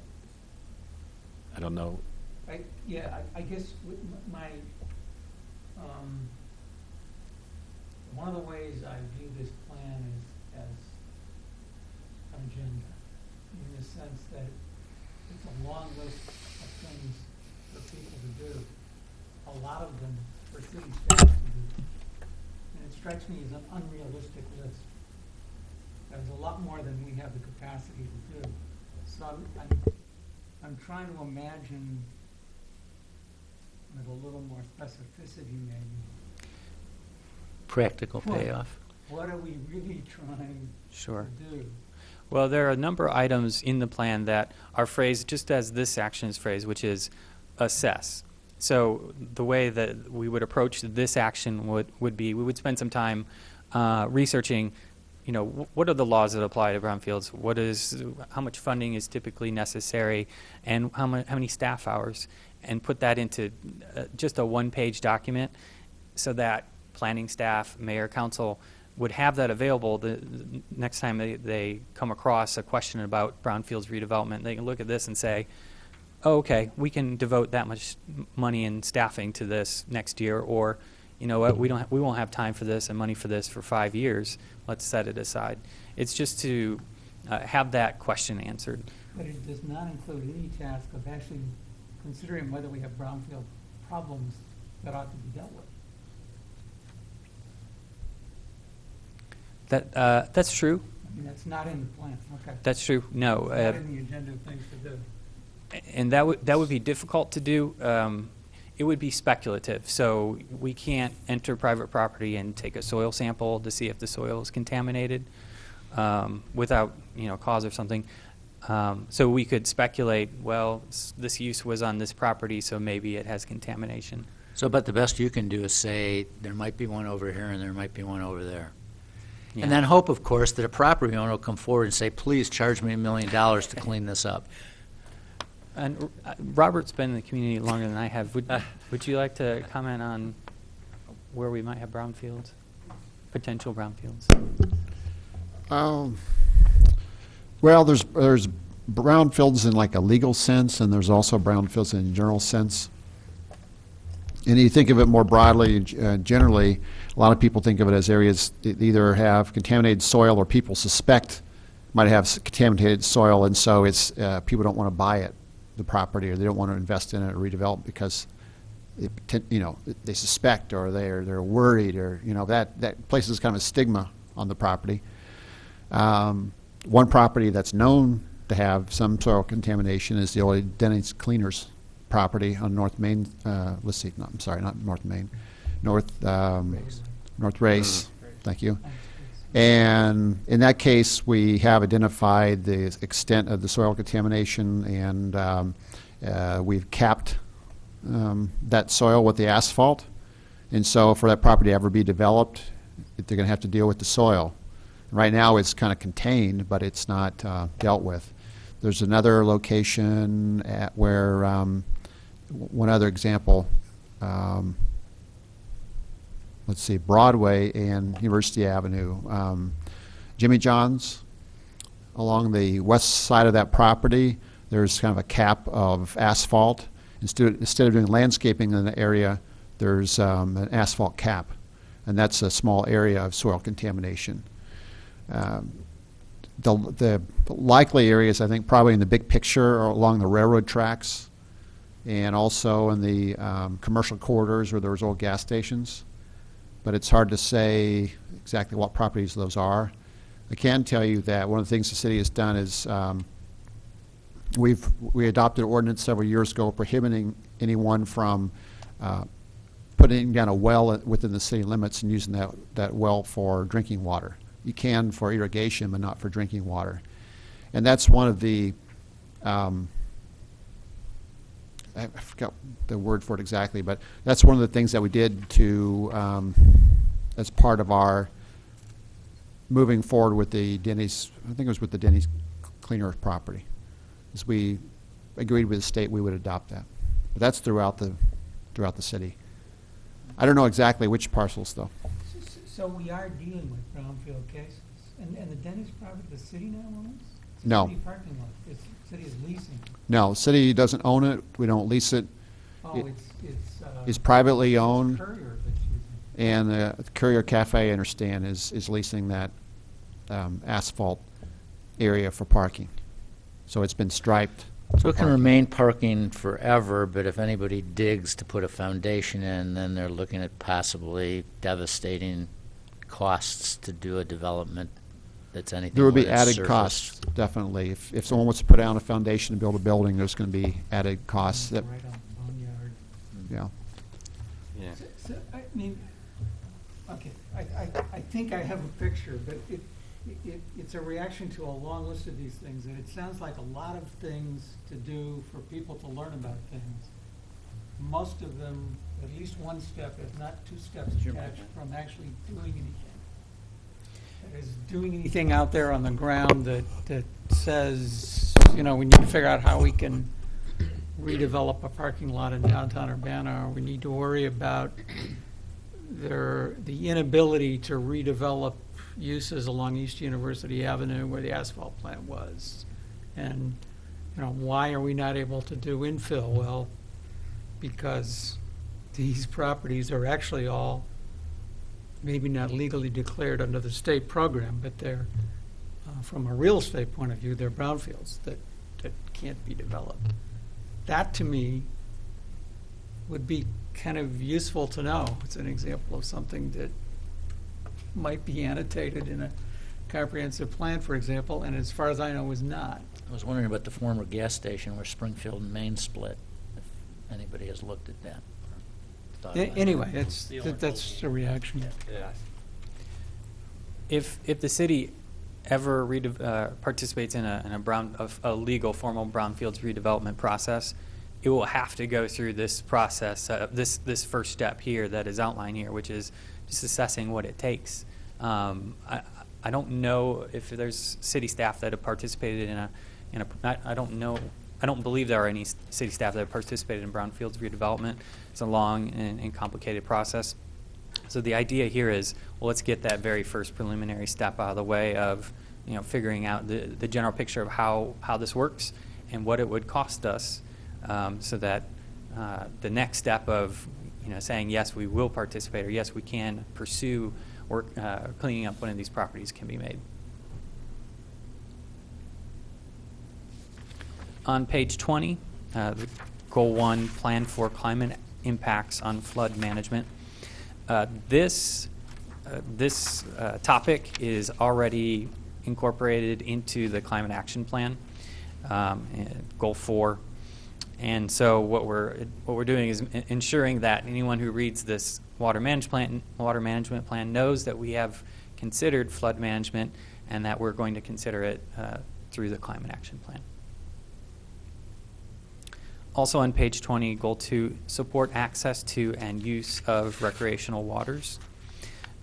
This is in response to something many cities are doing right now, including Urbana, which is redeveloping waterfronts to serve a variety of benefits for the city. ecological benefits of improving the waterway, and also economic development benefits in that people like to reinvest in properties along beautified waterways, and people like to patronize those businesses that are there as well. So what we've called for is assessing the current amount of public access to those recreational waters. This is seeing where we're at.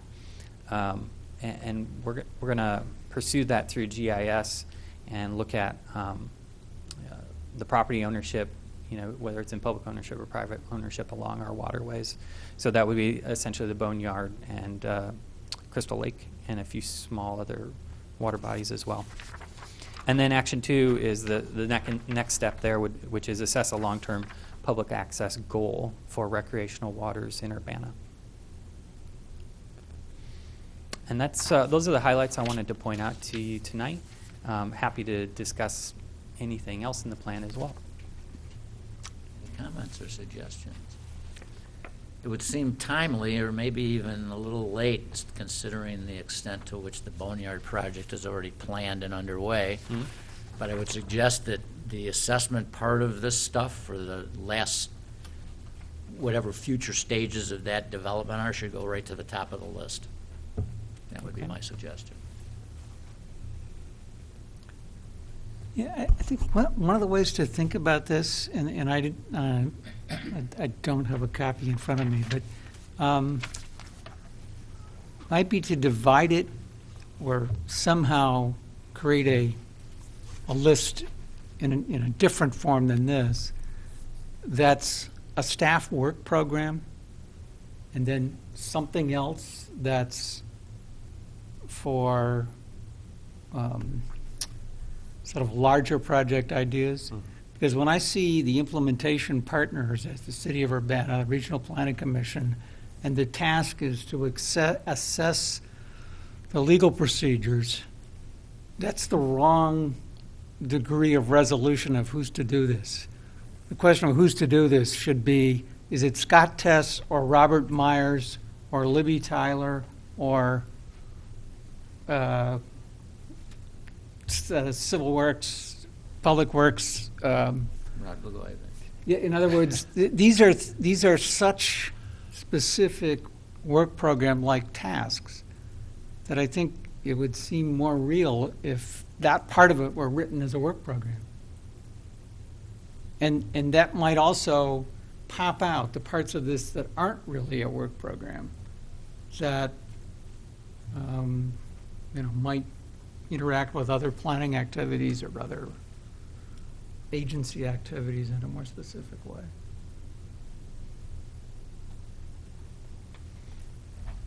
Can you give an example of what you think would not be part of a work program? I can give you a copy. I don't here you think I don't think so. It's And that's part of my point about the plan. The plan comes across to me so much as like a work program that Toward the back. Yeah, where he's done this. It's actually the last page. It's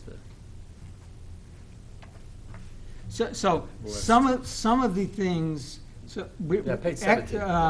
aspect 1, action 3, install rain sensors, soil moisture sensor by the City of Urbana on city property. I take that to mean that. If that means that, then the question is, okay, that's Public Works. And that's something they can do. Scott Test doesn't have to go look up the legal regulations for brownfields. All right. Retrofit water-saving toilets on city buildings, okay? Again, that's presumably there's somebody responsible for facilities management of city buildings, which I assume is in Public Works. It is Right. public works. And somebody's doing budgeting of building maintenance. So tell us that's who's going to do it. And then this thing all of a sudden looks like a work, almost all of it then looks like a work program. But it's not all a work program for you. It's not all for the planners. Some of it's for real actions. What the concept of, say, a lead agency, Well, lead city department? Or perhaps instead of City of Urbana, facilities supervisor or something, facilities management. I guess what I'm trying to say is that, excuse me, if these are really actions, then somebody's got to do it. And the actions that you can't specify more precisely than City of Urbana, you need to think about in a different way.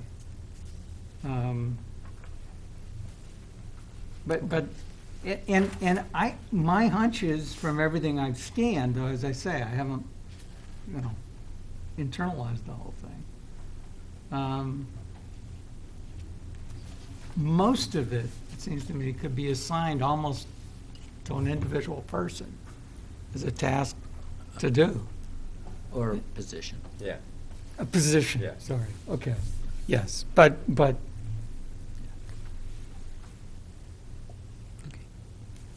Other comments? Mine's just a little bit nitpicky aesthetic comment. The table on the very last page, perhaps might want to format it a little bit differently to make it easier to read, because it's kind of just wall of text right now. Otherwise, I think it looks yeah. great. Pictures, Timeline. we want graphics. Yeah, exactly. Assign that task to somebody.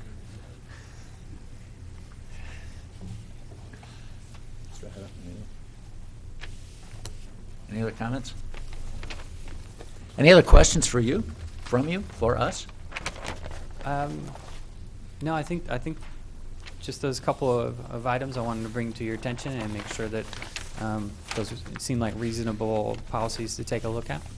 Very good. Yeah, I'm glad you're looking into this, and with the stormwater fee and those aspects of it, and the offsetting credits that you can get, it's good. I like it. Are those credits one-time credits or annual credits? So every year you have a storm barrel up, you can take a $50 credit? It's two different kinds. One is an incentive, and that's a one-time. It's actually one every 10 years. It's sort of like one time. The other is a utility credit, which is you do this and your annual tax goes down this much. Your annual fee, I should say. But that does not apply to residential property. Correct. The incentives don't.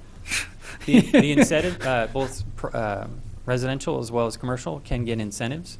Only commercial can get credits, and they can't get credits and incentives in the same year. Why are they not extended to residential? I think a lot of money putting in an underground rainwater system. Yeah. And put my gutters into it. I think that's addressed in the stormwater utility, but I don't recall.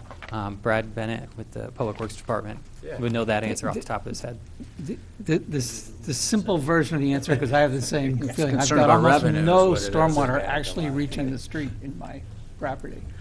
But it's, the amounts are too small.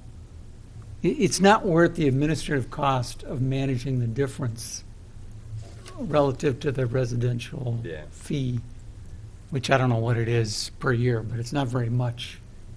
But if you're paying for a commercial property, $1,000 a year or something, then it's, but if it's whatever, $25, $30 a year for a residential property, it's not worth the administrative cost to figure out that it should be $22.50. Thank you. Thank you. Under new business, our last item of new business is review of Plan Commission bylaws. I asked Mr. Myers to put this on, this was, I don't know, a few weeks ago, somewhere on a future agenda. Our bylaws actually call for review of themselves every year. I think it's been a little while since we've done that, so the first thing I would suggest, Mr. Myers, is that we make sure and schedule this, and I just made this up, perhaps the first meeting in March every year, since we're meeting in March now, and just get it on the calendar. I mean, we have calendars that go way out, so. And bring this back because it is part of the bylaws. And I just wanted to open it up, see if there's any comments on the bylaws. Anybody? I hadn't read them for a while. I learned a couple interesting things. I actually brought about an this. amendment, and I was going to run it by you before the meeting. I did run it by Mr. Myers, and he told me it's probably illegal. We can discuss it. We can't We can't We can't change vote it. on it today, correct. Right, but you can talk about it. But you have to read it. Yeah, it has to be, and then Vote do on it another next meeting. time. Yeah, exactly. Yes. So, would you want me to pass it out for, Sure. just to read? Sure. Yeah. It's minor, sort of. I thought it was, until Mr. Myers said the Supreme Court has ruled it unconstitutional. Well, no, I wouldn't say that, but You want my two, Terry? Minor detail, Mr. Fitch. I'm not a lawyer. Essentially, so I read through this, and you know, I think it's good. There's nothing jumped out at me except for this procedures for hearings, Article 6, in which opponents have the right to cross-examine the proponents, and it looks, you know, the way it reads is directly, and I don't think that's really a very good idea. I mean, the case tonight, people were they're not happy, and there's good reasons why they're not happy, right? Because their lives are being affected. But so what I thought is, you know, refer the question to the commission. Then the chairperson is directed to ask the question of the proponent, and the proponent has the responsibility to answer. I think this is quite interesting, and as I looked at this, I realized that as long as I had been on the Plan Commission or aware of the Plan Commission even before that, this has never really taken place that I know of, for what I think is pretty good reason. Yeah. I think it's a really smart way to operate, to have whoever wants to speak address the commission. They can mention something somebody said, they can question somebody's motives, whatever they want Sure. to do, but it should be directed at the people making the decision, which is this body. I agree. So I haven't read the Yeah, fine yeah. print on this, and I will, but I would suggest that perhaps in the next couple of meetings at some point, we put this on the agenda under, Well, I'd let legal take a look at it first. I and that's guess. fine. I'm trying to understand the force of this. So it says now they shall be allowed reasonable opportunity, and you would say opponents may ask. We can fidget with the Oh, I language, see. I mean, So you're at some adding point. That they would submit the questions to us rather than. Correct. I see.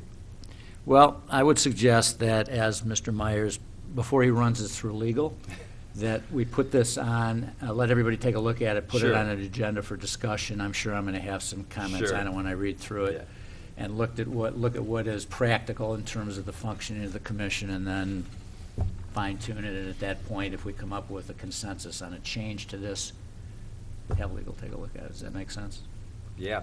Mr. Hopkins?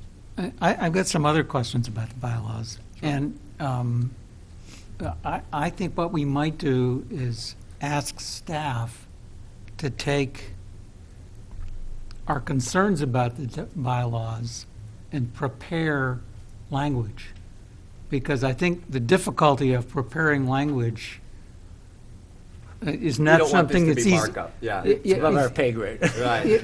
Well, I think we don't have immediate access to the kinds of information that we need to know, for example, why something's in here in the first place.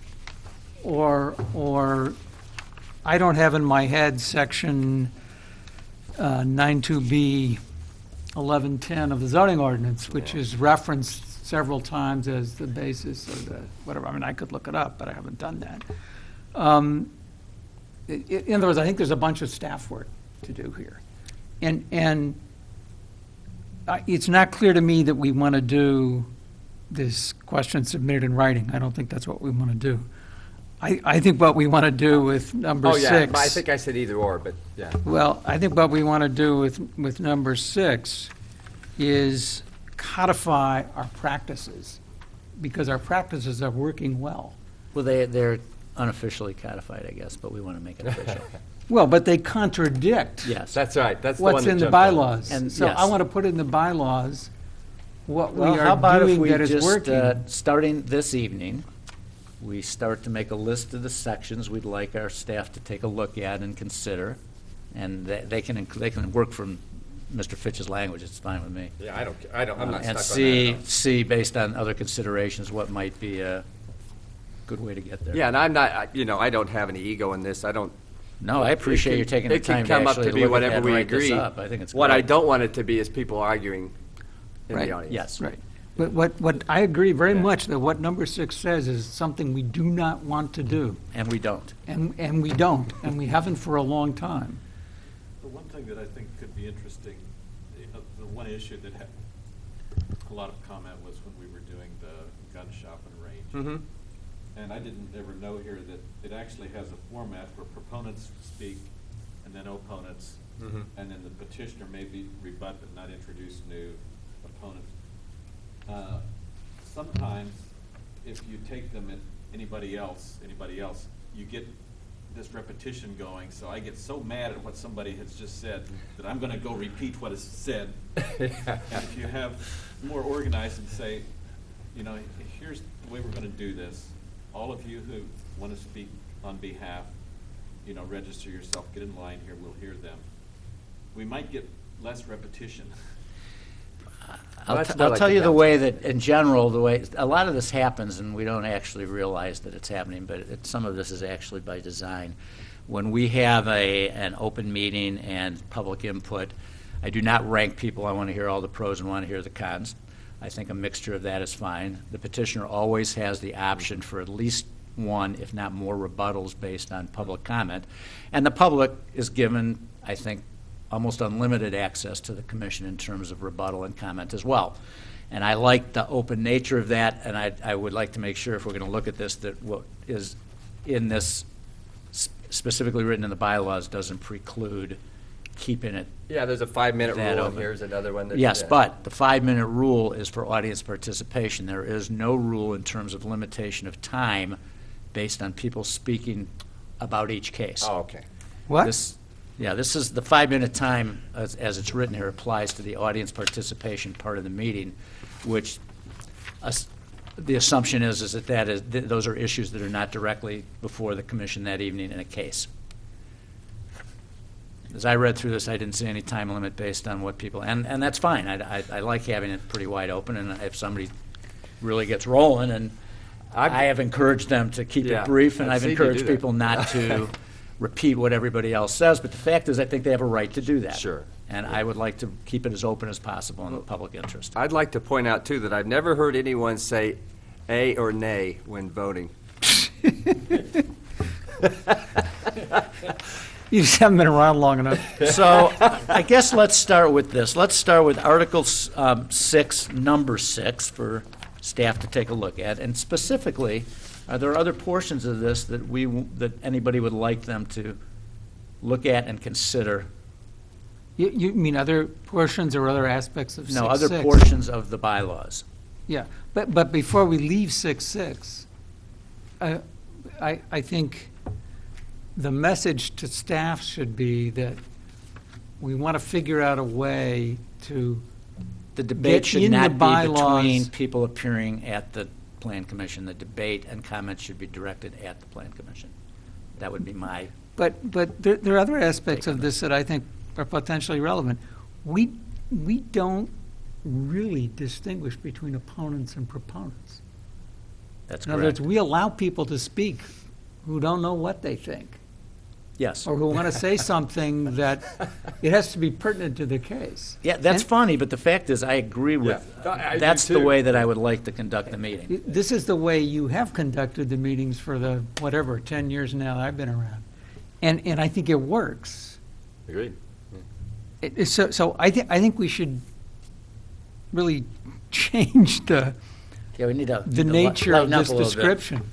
Mr. Addo? Well, I think, too, we need, I don't know if I've never had a copy of this or got one when I started and didn't look at it, but I'm looking at this pretty formalized sequence here. And It's like a last trial. meeting or 2 meetings ago, we had someone at the end, public comments, sort of say, you guys haven't renewed your bylaws. She was right. Yeah, And- well, that's why we're doing That's it. why we're Right. here. But we could get into trouble sometimes on something contentious, where somebody comes and says, you let him introduce new evidence. Mm-hmm. And it says you may not. Right, and so So we we want to better- get rid of that. We better rethink all of this because somebody's paying attention. Right. Yeah, as I look at this, and Good job of making sure that we want to. I think that's a good point. Actually, we can suspend the rules. That's in there too. I Right, mean, no, but that's one of the things I want to get to, because I think that's pretty funny. As I go through here, and a petitioner may not rebut, opponents may rebut, petitioner may, I would like to make this as, I don't want anything out of control, but I also want to leave as much leeway as possible for people to speak their mind. Sure. And that could involve any number of these in this article. Right, so I think the whole procedural description ought to come closer to our functioning practices we have, and then maybe put something else in to give the chair an optional control mechanism, like apply the 5-minute rule Actually, here I by was discretion or surprised, to something. tell you the truth, as I read through all these bylaws, and I haven't looked at them for a couple of years. There is a lot of discretion on the part of the chair in a number of different parts of this that I just don't relate to very much, but they're in here, and some of them are fine. And Yeah, But but we but need it's- some to control a hearing, but this is just overkill, and we don't do it. so, Mr. Myers, are you sufficiently confused? No, On I 6-6. think I know the direction you'd like to go. Maybe I can Okay. come back with some. Article 6, Suggestions? yeah, Article 6 needs to be tuned up in a number of different places, I think. Okay, so Up to you. Article 7, number 3. Motion shall include explicitly or by reference the findings of fact and shall state explicitly or by reference the reason for the findings of the commission. If conditions are imposed in the recommendation for a special use or development waiver, such conditions shall be explicitly included in the motion. I suggest we delete the first sentence, since in my 10 years, we have never done it, and we don't even function with a fact-based judicial evidence process. I don't have a problem with That's that. a ZBA kind of. The second function. sentence, I The think, second is sentence is fine. is relevant. The first sentence needs to go. Well, that's why we include them in the staff report, in the Well- memo. Yes, a lot of this is taken care of by staff, but the fact is that I think one of the reasons some of this is in here, and perhaps in other places, is that when considering a case, for instance, the case that we talked about tonight, that there are legal ramifications for not relating the decision that is made to the specific criteria set up to make those decisions, in particular the LaSalle criteria. Right, and that's exactly my notes here. I think we achieve that function through the staff reports, which are structured in a particular way, as Robert just said, because of that. And we have a record from the minutes, which are quite detailed of the deliberation. Yeah, but for But we instance, don't in wanna those have rare to- occasions like tonight, when in fact we contravene a staff recommendation, we want to make sure that we're clear on the official reasons that we have done that. Okay, so either we need to change our practices, which I can't imagine we could pull off, for sentence 1 under 7.3, or we need to make a statement of some kind that the combination of staff report, commissioner statements, And the and record. deliberation, and the record constitute Yeah. the record of findings and arguments of the commission. We don't formally have findings of fact. Exactly. That's what I mean. We've got to get rid of that because we don't even Yeah. behave that way. So there are no findings of fact that are used as the basis of a decision. And the decision we just made, whatever, 3 out of 5 actually spoke and gave roughly congruent reasons. But sometimes, even when we vote the same way, we don't vote the same way for the same reasons. And we don't have any way of saying what the collective commission's establishment of facts as findings are, so. Right, It seems but to me what we've we got to have get is rid of this. What or we have we're- is a collective recommendation. Pardon? We have a collective recommendation, but that, yes. Yeah, so I think we need to get rid of this for the reasons that we could be challenged. I haven't attended city council to see how they consider this. When a case goes before city council, is a summary presentation made of the reasoning behind the recommended action, or do they just, They get our minutes. but do we have any reason to believe they read our minutes, or? They Well, don't we have have, okay, you've got, for instance, the one case tonight, you have a summary of staff findings just before your options and your recommendation. And those findings then become the findings to the city council, and they're also incorporated in the ordinance, should it be approved or disapproved, well, if it's approved. So these do carry through the case. So tonight, we voted against the staff recommendation, recommended non-approval. So do they get, unless they carefully read the minutes, do they have any sense of why? Well, we would relate to them in our report, in like written report. For instance, you gave reasoning as part of the motion, your reasons why you did not feel that the LaSalle criteria worked in the favor of the application. So we would use that as the basis to help us. So you would present them a summary of our discussion of the motion? And their recommendation, which may or may not be the same. Well, the ordinance would be written as if it were for approval. And then the city council may or may not choose to approve that. But when you present the case, you present We'll present all your recommendation. Yes, we'll They will have our minutes. Yes, and your recommendation. They are free to ask questions of staff about the details of that recommendation. Yeah. And one of the findings always is the Plan Commission, by a vote of such and such on this date, held this public hearing in this date, and the Plan Commission, by a vote of such and such to such and such, recommended either in favor or against. And they'll these are see the who voted reasons. for it and who voted against it. That's part of the record, the minutes that they get. Yeah. They'll see that. Anyway, we need to revise that, and obviously Robert already knows a lot about the bits of the procedure in a way that he can. So then, 7, 4, and 5, I think, are inherently contradictory. And that is the statement that an abstention shall Let's vote- read them both, if you would. What? Let's read them both, if you would. Oh. 4 is, no matter shall be considered approved by the commission except upon affirmative vote by a majority of the members of the commission present. Okay? So that's restrictive. There's only one way to do that. 5, an abstention vote shall be recorded as abstained and shall not be counted as either an aye or a nay. The chairperson shall not rule that an abstention vote be recorded with the majority of the minority.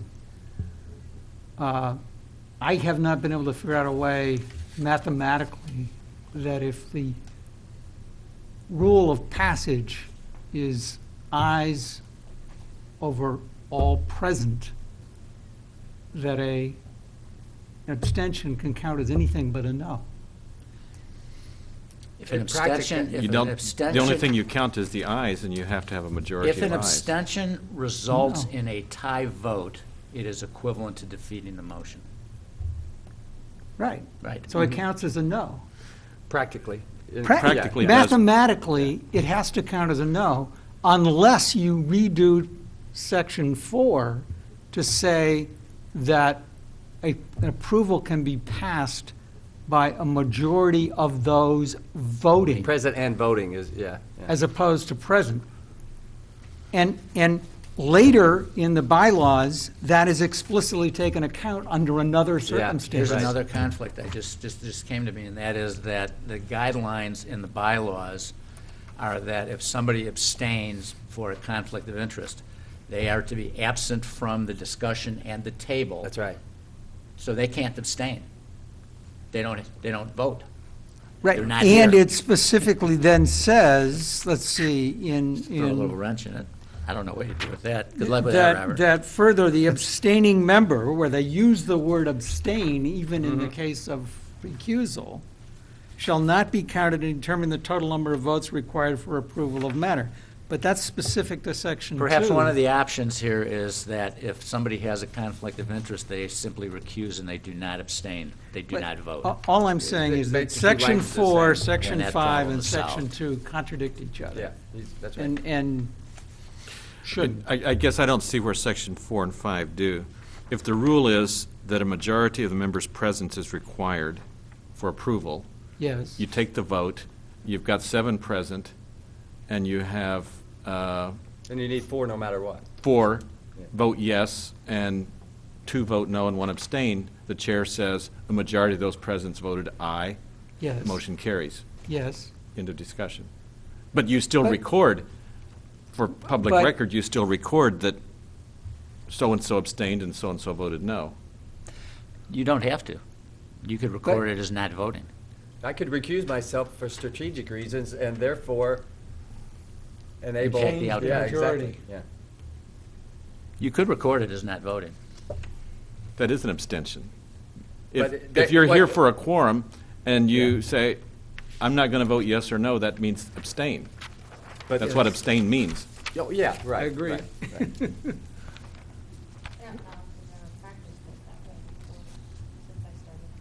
Has anybody ever abstained? Yeah. They had recused themselves, and then I don't even include them in the vote. Yeah, which is what the bylaws said. Right. So they treat a recusal differently than they treat an abstention, which is really. Under the bylaws. Abstentions can be which is made what- for reasons other than conflict of interest. Sure, I just don't Yes. want to vote. It just makes me too nervous. Right. It seems to me like once you leave the table, you're no longer part of the quorum. Yeah, and that's Yes, but you true under don't, if recusal, but if it's somebody not true leaves under abstention. and it reduces the number of commissioners present to below a quorum, that vote is still holds. Right, and that's specific here. You can take a vote if you don't have a quorum present? Yes, if somebody is at the Started. meeting and is abstained, then you need a majority No, of I'm those not- still voting. If someone leaves. We can as a- change that. If someone leaves, then you no longer have a quorum. Well, Except that- sitting in the back of the except- room is not necessarily, well, maybe it is leaving. I don't know. No, I think it's leaving. When we say present, we say we're here participating. And if I say, Yeah, I'm but- leaving, But our bylaws It specifically explicitly says say otherwise, that at yeah. a And I guess recusal is that- reduction of the quorum When established we- at the beginning of the meeting does not eliminate the quorum. That's what it says in our bylaws. And which that clause can is be, that? that On can be page 7. changed. Danny. My guess is that will be 10-2. an interesting discussion when it comes up. 10-2. Yeah, it's 10-2. It's what I was talking about in the, this is where these, Where'd all this energy come from? I don't know. This is why we should do this once a year. Yeah, actually. I did notice, you're not done. That one is a problem. Yeah. Yeah, in any case, to stay on that one, there is no definition of a quorum in here, which I think reverts us to Robert's rules, which I assume are relying on to say that a quorum is Yes, five. Robert, unless, The Open Meetings Act. unless the bylaws specifically say something else, Robert's rules is the Right. underlying law. But what I'm saying is, I don't know whether Robert's rules specifies what a quorum is. I don't think it actually does. But maybe it does. Oh, okay. In any case, I think we should be explicit about what a quorum is. We should. Yeah. Because it's sadly, in varies. certain I ways, it's usually a big have issue for copy, us. And I don't tonight. I don't know where it is. Yes, so it doesn't matter. I think we should be explicit in the bylaws of what constitutes a quorum. Okay, Agreed. that's easy enough to do, I think. Yeah. And I don't know that we need to change our practice. I just think we need to record it. Then Article 9 talks about amendment of rules. But there's no definition of rules. I assume it means bylaws, Yeah. but it doesn't say that. These rules. We could change it to these bylaws. As I Well, would read that, these but- rules mean what's in there. I assume that's what it means. But- then We could specify that. 9.2 says, "These rules may be suspended for due cause upon the affirmative vote of a simple majority of the commissioners present." Yeah. I move we suspend the Please rules. explain. I'll give you an example. If the rule is that people Rule is only somebody have has 5 minutes, 5 minutes to to speak in speak. public participation. And the it's strictly group can- followed. And somebody Yeah. adheres to that, the group can vote to override that rule and allow additional Okay, testimony. I think we should get rid of 9.2 and be specific about When, yeah. what rules can be overridden. Because in most cases where, like that one, I think it makes sense, it's actually explicit in the bylaws already that we can override it by a vote Or of the the chairman. commission president overriding the ruling of the chair. And to have this in there as a general statement is like, Dangerous. we don't have bylaws, folks. We can overrule them at any meeting we want to. But they call that deal in But France we, after we that. set up, Which in you fact is know, only legal if there's notification that the bylaw in particular is going to be considered and is brought up at a future meeting and No. actually changed So this was officially. in the. This, you can only suspend it. Doesn't It's say not- for how long, presumably for one meeting, but not clear. I suspend I your mean- right to talk, right? Right? I mean, Well, it's- Abraham Lincoln did it during the Civil War and he got away with it. Anyway, I think we should delete that one. And my last note is, we have in here as the last item, whatever it is, 10.8, about communicating, ex parte communication among commissioners. Mhm. But we don't have in here anything about ex parte communication with petitioners or other representatives. And I think that's important enough that we should put something in our bylaws. That will need to be carefully written. Exactly, but I think therefore it's worth trying to write. And what is everybody's understanding about if you get a phone call from somebody who's got a case coming up or somebody who has an interest in something, and I'll tell you how I deal with that. I've asked in the past that if a commissioner gets a call from anybody and they want to talk about a case, refer them to me. And what I have to say is, here's how the meeting is run, here's the opportunity you will have to speak, here's the process of going through the Plan Commission, dealing with staff recommendation, going to the city council, and any other questions that you have or any other comments you have about a case will need to be publicly aired at the meeting where that case is presented. And that's what I tell everybody. Which includes the possibility of sending an email or calling staff. Well, you can't stop somebody from sending you an email, and you No. can't, and you can't unread it, but you don't have to respond to it. Well, and if you get it, you have to bring it You should share it, Yeah. yes. to the, well, you have to. Yes. I usually forward it. Yeah, that's what I'm saying. I think the instruction should be to send the email So I to think that's- somebody who calls, to either call Robert directly or send an email to Robert directly. And if I get the email, I forward it to Robert. In any case, because I think it's pretty clear that we're not clear on these procedures, I think they should be written down. I agree. My guess is there may be some discussion about that as well in terms of Yeah, different but I think individual approaches to what should be the I rule mean, on that for the what is commission. the basis if someone, I run into someone someplace and they want to talk about something and I say, tell me what you have to say, and that's it, I don't respond to it. I would say what I say is if you have questions about procedure, how things work, I No, will but tell you. what's the reason for saying, I can't hear what you have to say? I contact my elected officials all the time, and but we're not elected. I think the idea officials. is that the question is, should we allow ourselves to be lobbied? so see ourselves more as a, Quasi-judicial. in courts of law, you don't have any ex parte communication, so it's on that model rather than on the model of a public body? I'm not as up to date as maybe Robert is, or maybe he is. Yeah. Well, but there's a sort of quasi-judicial continuum from a court of law to the zoning board of appeals, which operates like a Court. court, to the planning commission, which sort of is quasi-judicial, to a city council, which is directly political. Unjudicial, right. Legislative. Yeah. And so So we should We- tell them that you can go talk to your city councilor about this, but for me, it might if you bend my ear, it might cause me to Well, recuse myself. I think that's a great point of discussion here. Yeah. What should the Plan Commission be doing? And one of the reasons I agreed to do this job is because it didn't involve politics. It involves dealing with the public, listening to cases, working with colleagues, and working with staff, and it didn't involve the politics, which will come up inevitably with any recommendation that somebody does or doesn't like when it hits the city council. The fact is, we don't make decisions about very much. Yeah. We make recommendations. Should we put in the bylaws that if we pass something unanimously and they reject it, that they thereby en masse resign because we have acted and our opinion is correct? Good luck with that. Could we obligate city council to resign for rejecting our opinions? The last big time that happened, one commissioner did resign. Yes. We did lose somebody very good as a result of the city council overriding an unanimous decision by the Plan Commission.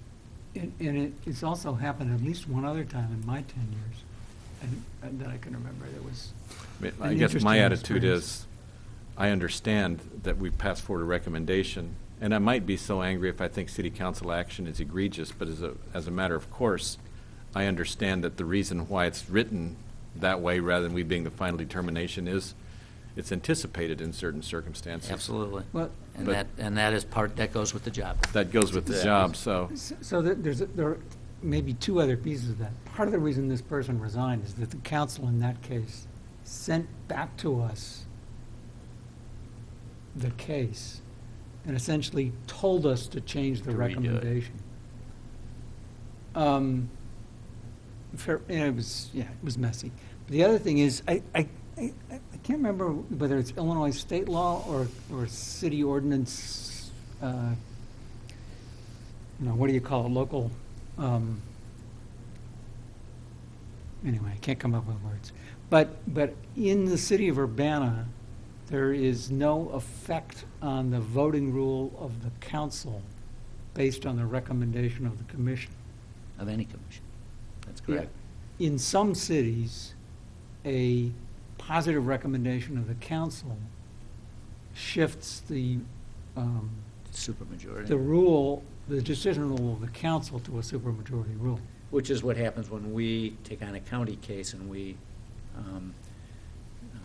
object to a Right, county that zoning. changes the county's It does. Yeah. It changes the voting county's rule. requirements. But there is it doesn't work that way in the city. And- So that's another way in which Yeah, I would hold my breath sort on of that we're one. one step removed from the political process. Anyway, that's, Any other comments on bylaws? This I has had actually one turned more into a pretty thing, and interesting it's- conversation.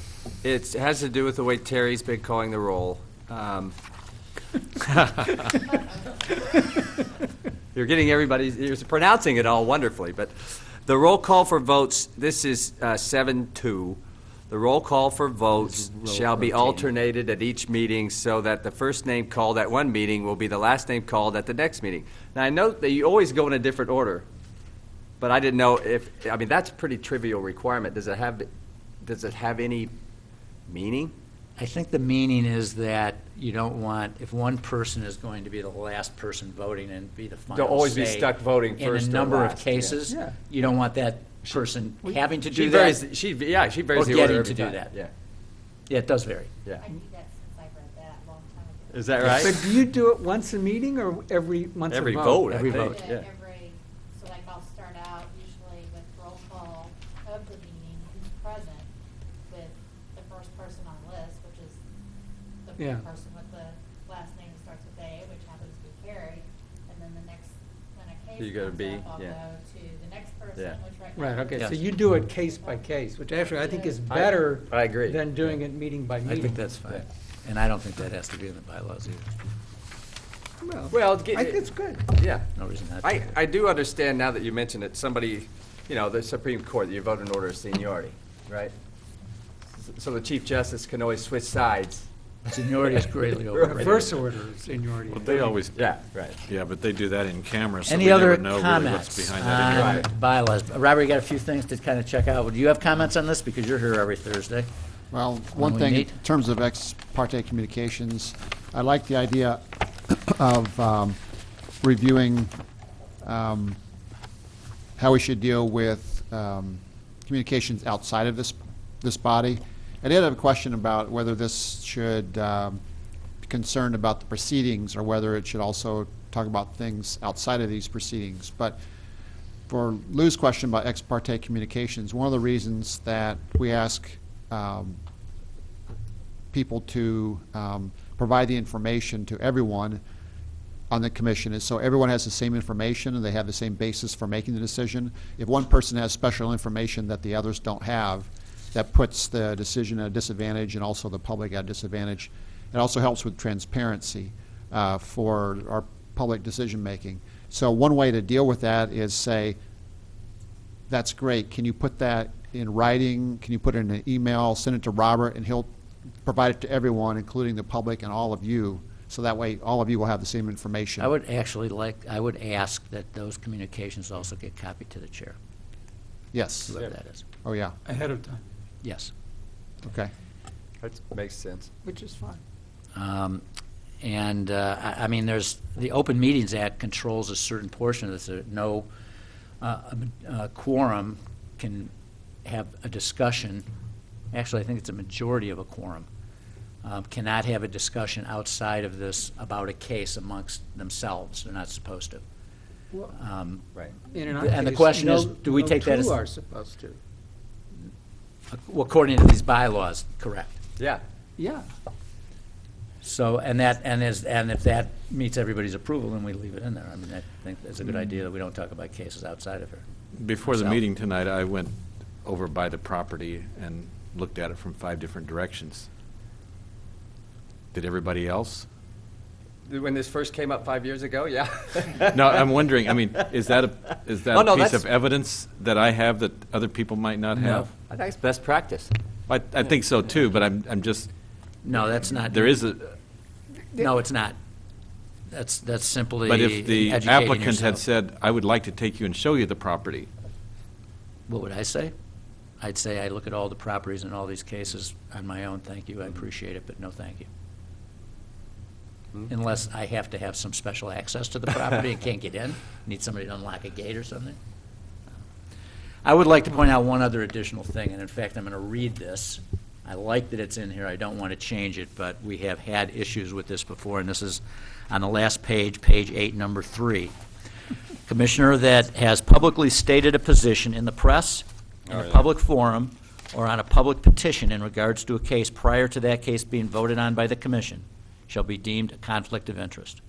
In this event, the commissioner shall indicate a conflict of interest as described in article wherever this winds up in here, if we change this, and shall recuse themselves from participating in that case. And in general, I think this council's been great at being very transparent and dealing with these very seriously, but we have had incidences periodically where commissioners do make public comments that can prejudice a case before they've heard all the evidence on that case. And I like that this is in here, and I just wanted to put it out there just to remind everybody. So, any other comments? So I guess we'll just, at some point, see on an agenda, continuing discussion about Plan Commission bylaws. Audience participation. Would anyone in the audience like to address the Plan Commission? Staff report, Mr. Myers. The city council, at their most recent council meeting, they considered the Clark Lindsay Village Plan Unit Development case, and they agreed with your recommendation and approved that application, both the preliminary and the final PUDs for that portion of the next phase of the property. Okay. So, and I've spoken with the applicants. They're planning on submitting building permit applications soon for the project. They're moving ahead. Also, Andrew has a question about he wanted to address, and I guess it deals specifically is with how I guess if someone has off-site parking and that's necessary to meet their minimum parking requirements. Is that it? Okay? My issue is we have in the past a couple times, and the one that really bothered me was the last one we did with the pawn shop and the locksmith properties, is we let them have a gentleman's agreement for their parking regulations. And I think that's fine when everything works well, but as soon as son of the locksmith and son of the pawn shop guys disagree, and one of them says, you can't drive across my property, nobody's conforming.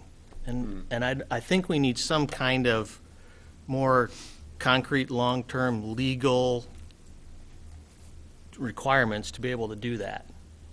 And I can say, from experience, our neighbor to the west requires those kinds of things to be written in their deeds so they carry out forever.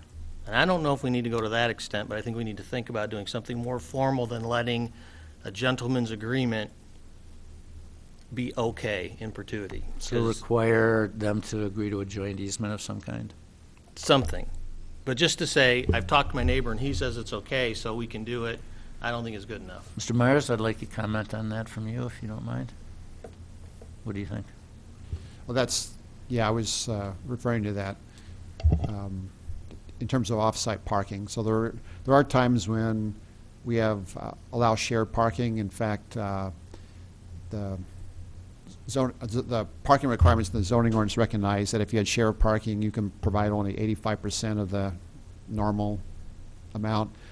But the question is, how do you ensure that?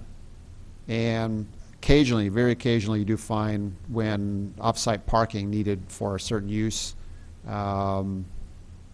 later changes, and that parking changes or maybe even disappears. So very occasionally that has happened. If I remember right, there was a case, it was a residential case where people were sharing a driveway to two separate garages.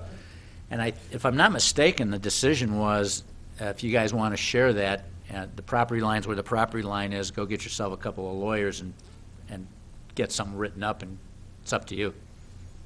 Shared driveways happen, yeah, all the time.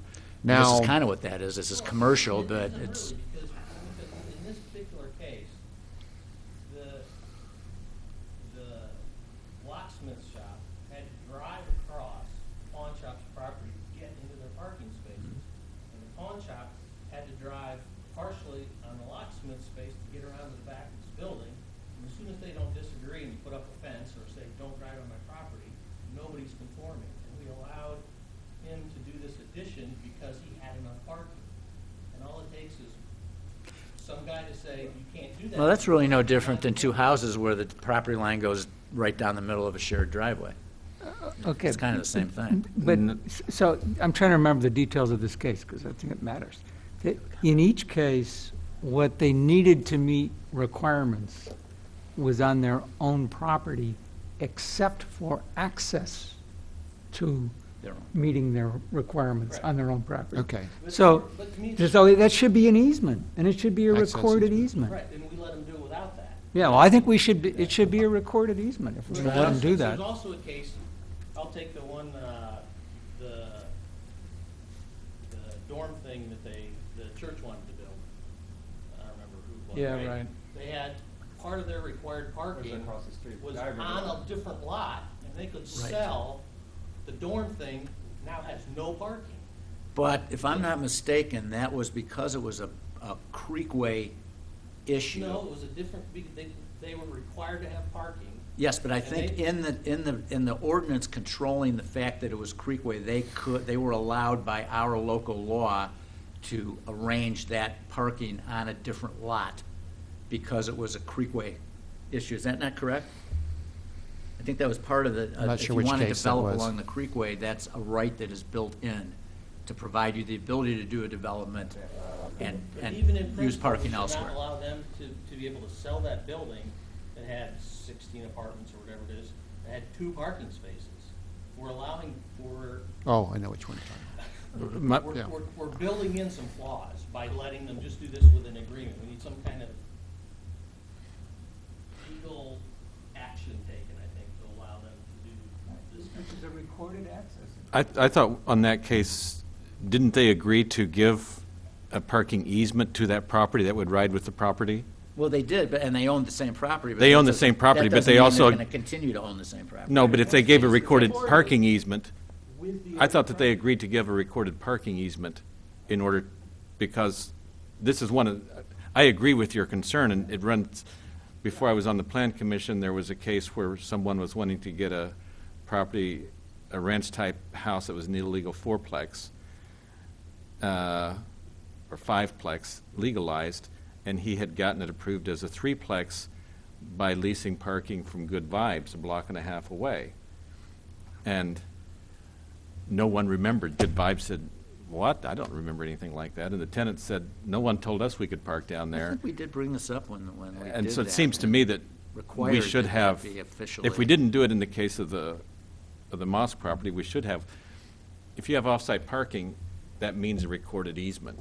I think the requirement we put on them is there has to be I think we made them do a legal agreement to that ran with the land and not with the ownership of the property. Yeah, I think that was a condition, now that you say that. I think we put that on. It's a bugaboo of mine because I felt like in the past people had been lax to have an informal agreement and then no way to enforce it. Well, you If gotta we think about didn't do who's gonna that, remember it 20 years later. then I feel bad for not speaking out at the time because I agree with you. Off-site parking has to be a recorded easement that goes with the land or else it doesn't mean So I anything. think our staff can work on tuning that up a That ought to bit. be written, that ought to either be in the ordinance, I don't know where this option comes up, but it ought to, somewhere in the ordinance, that ought to be that any, condition being met by land that is not part of the same parcel. Needs to be legally has to be recorded. through a recorded easement. The case we were just looking at, that video store to the north, when we approved that, part of the reason it's that odd location is because it was a recorded easement for access to the garage Yes. behind it. background, That's there, and that L-shaped thing right to the north of the case we're looking at tonight is because there actually was a legal recorded access agreement. So we probably want to take a look at that. Where are we? Staff report? Mr. Myers, anything else? No. Mercifully, we're done. We have no study session, so we're adjourned. So,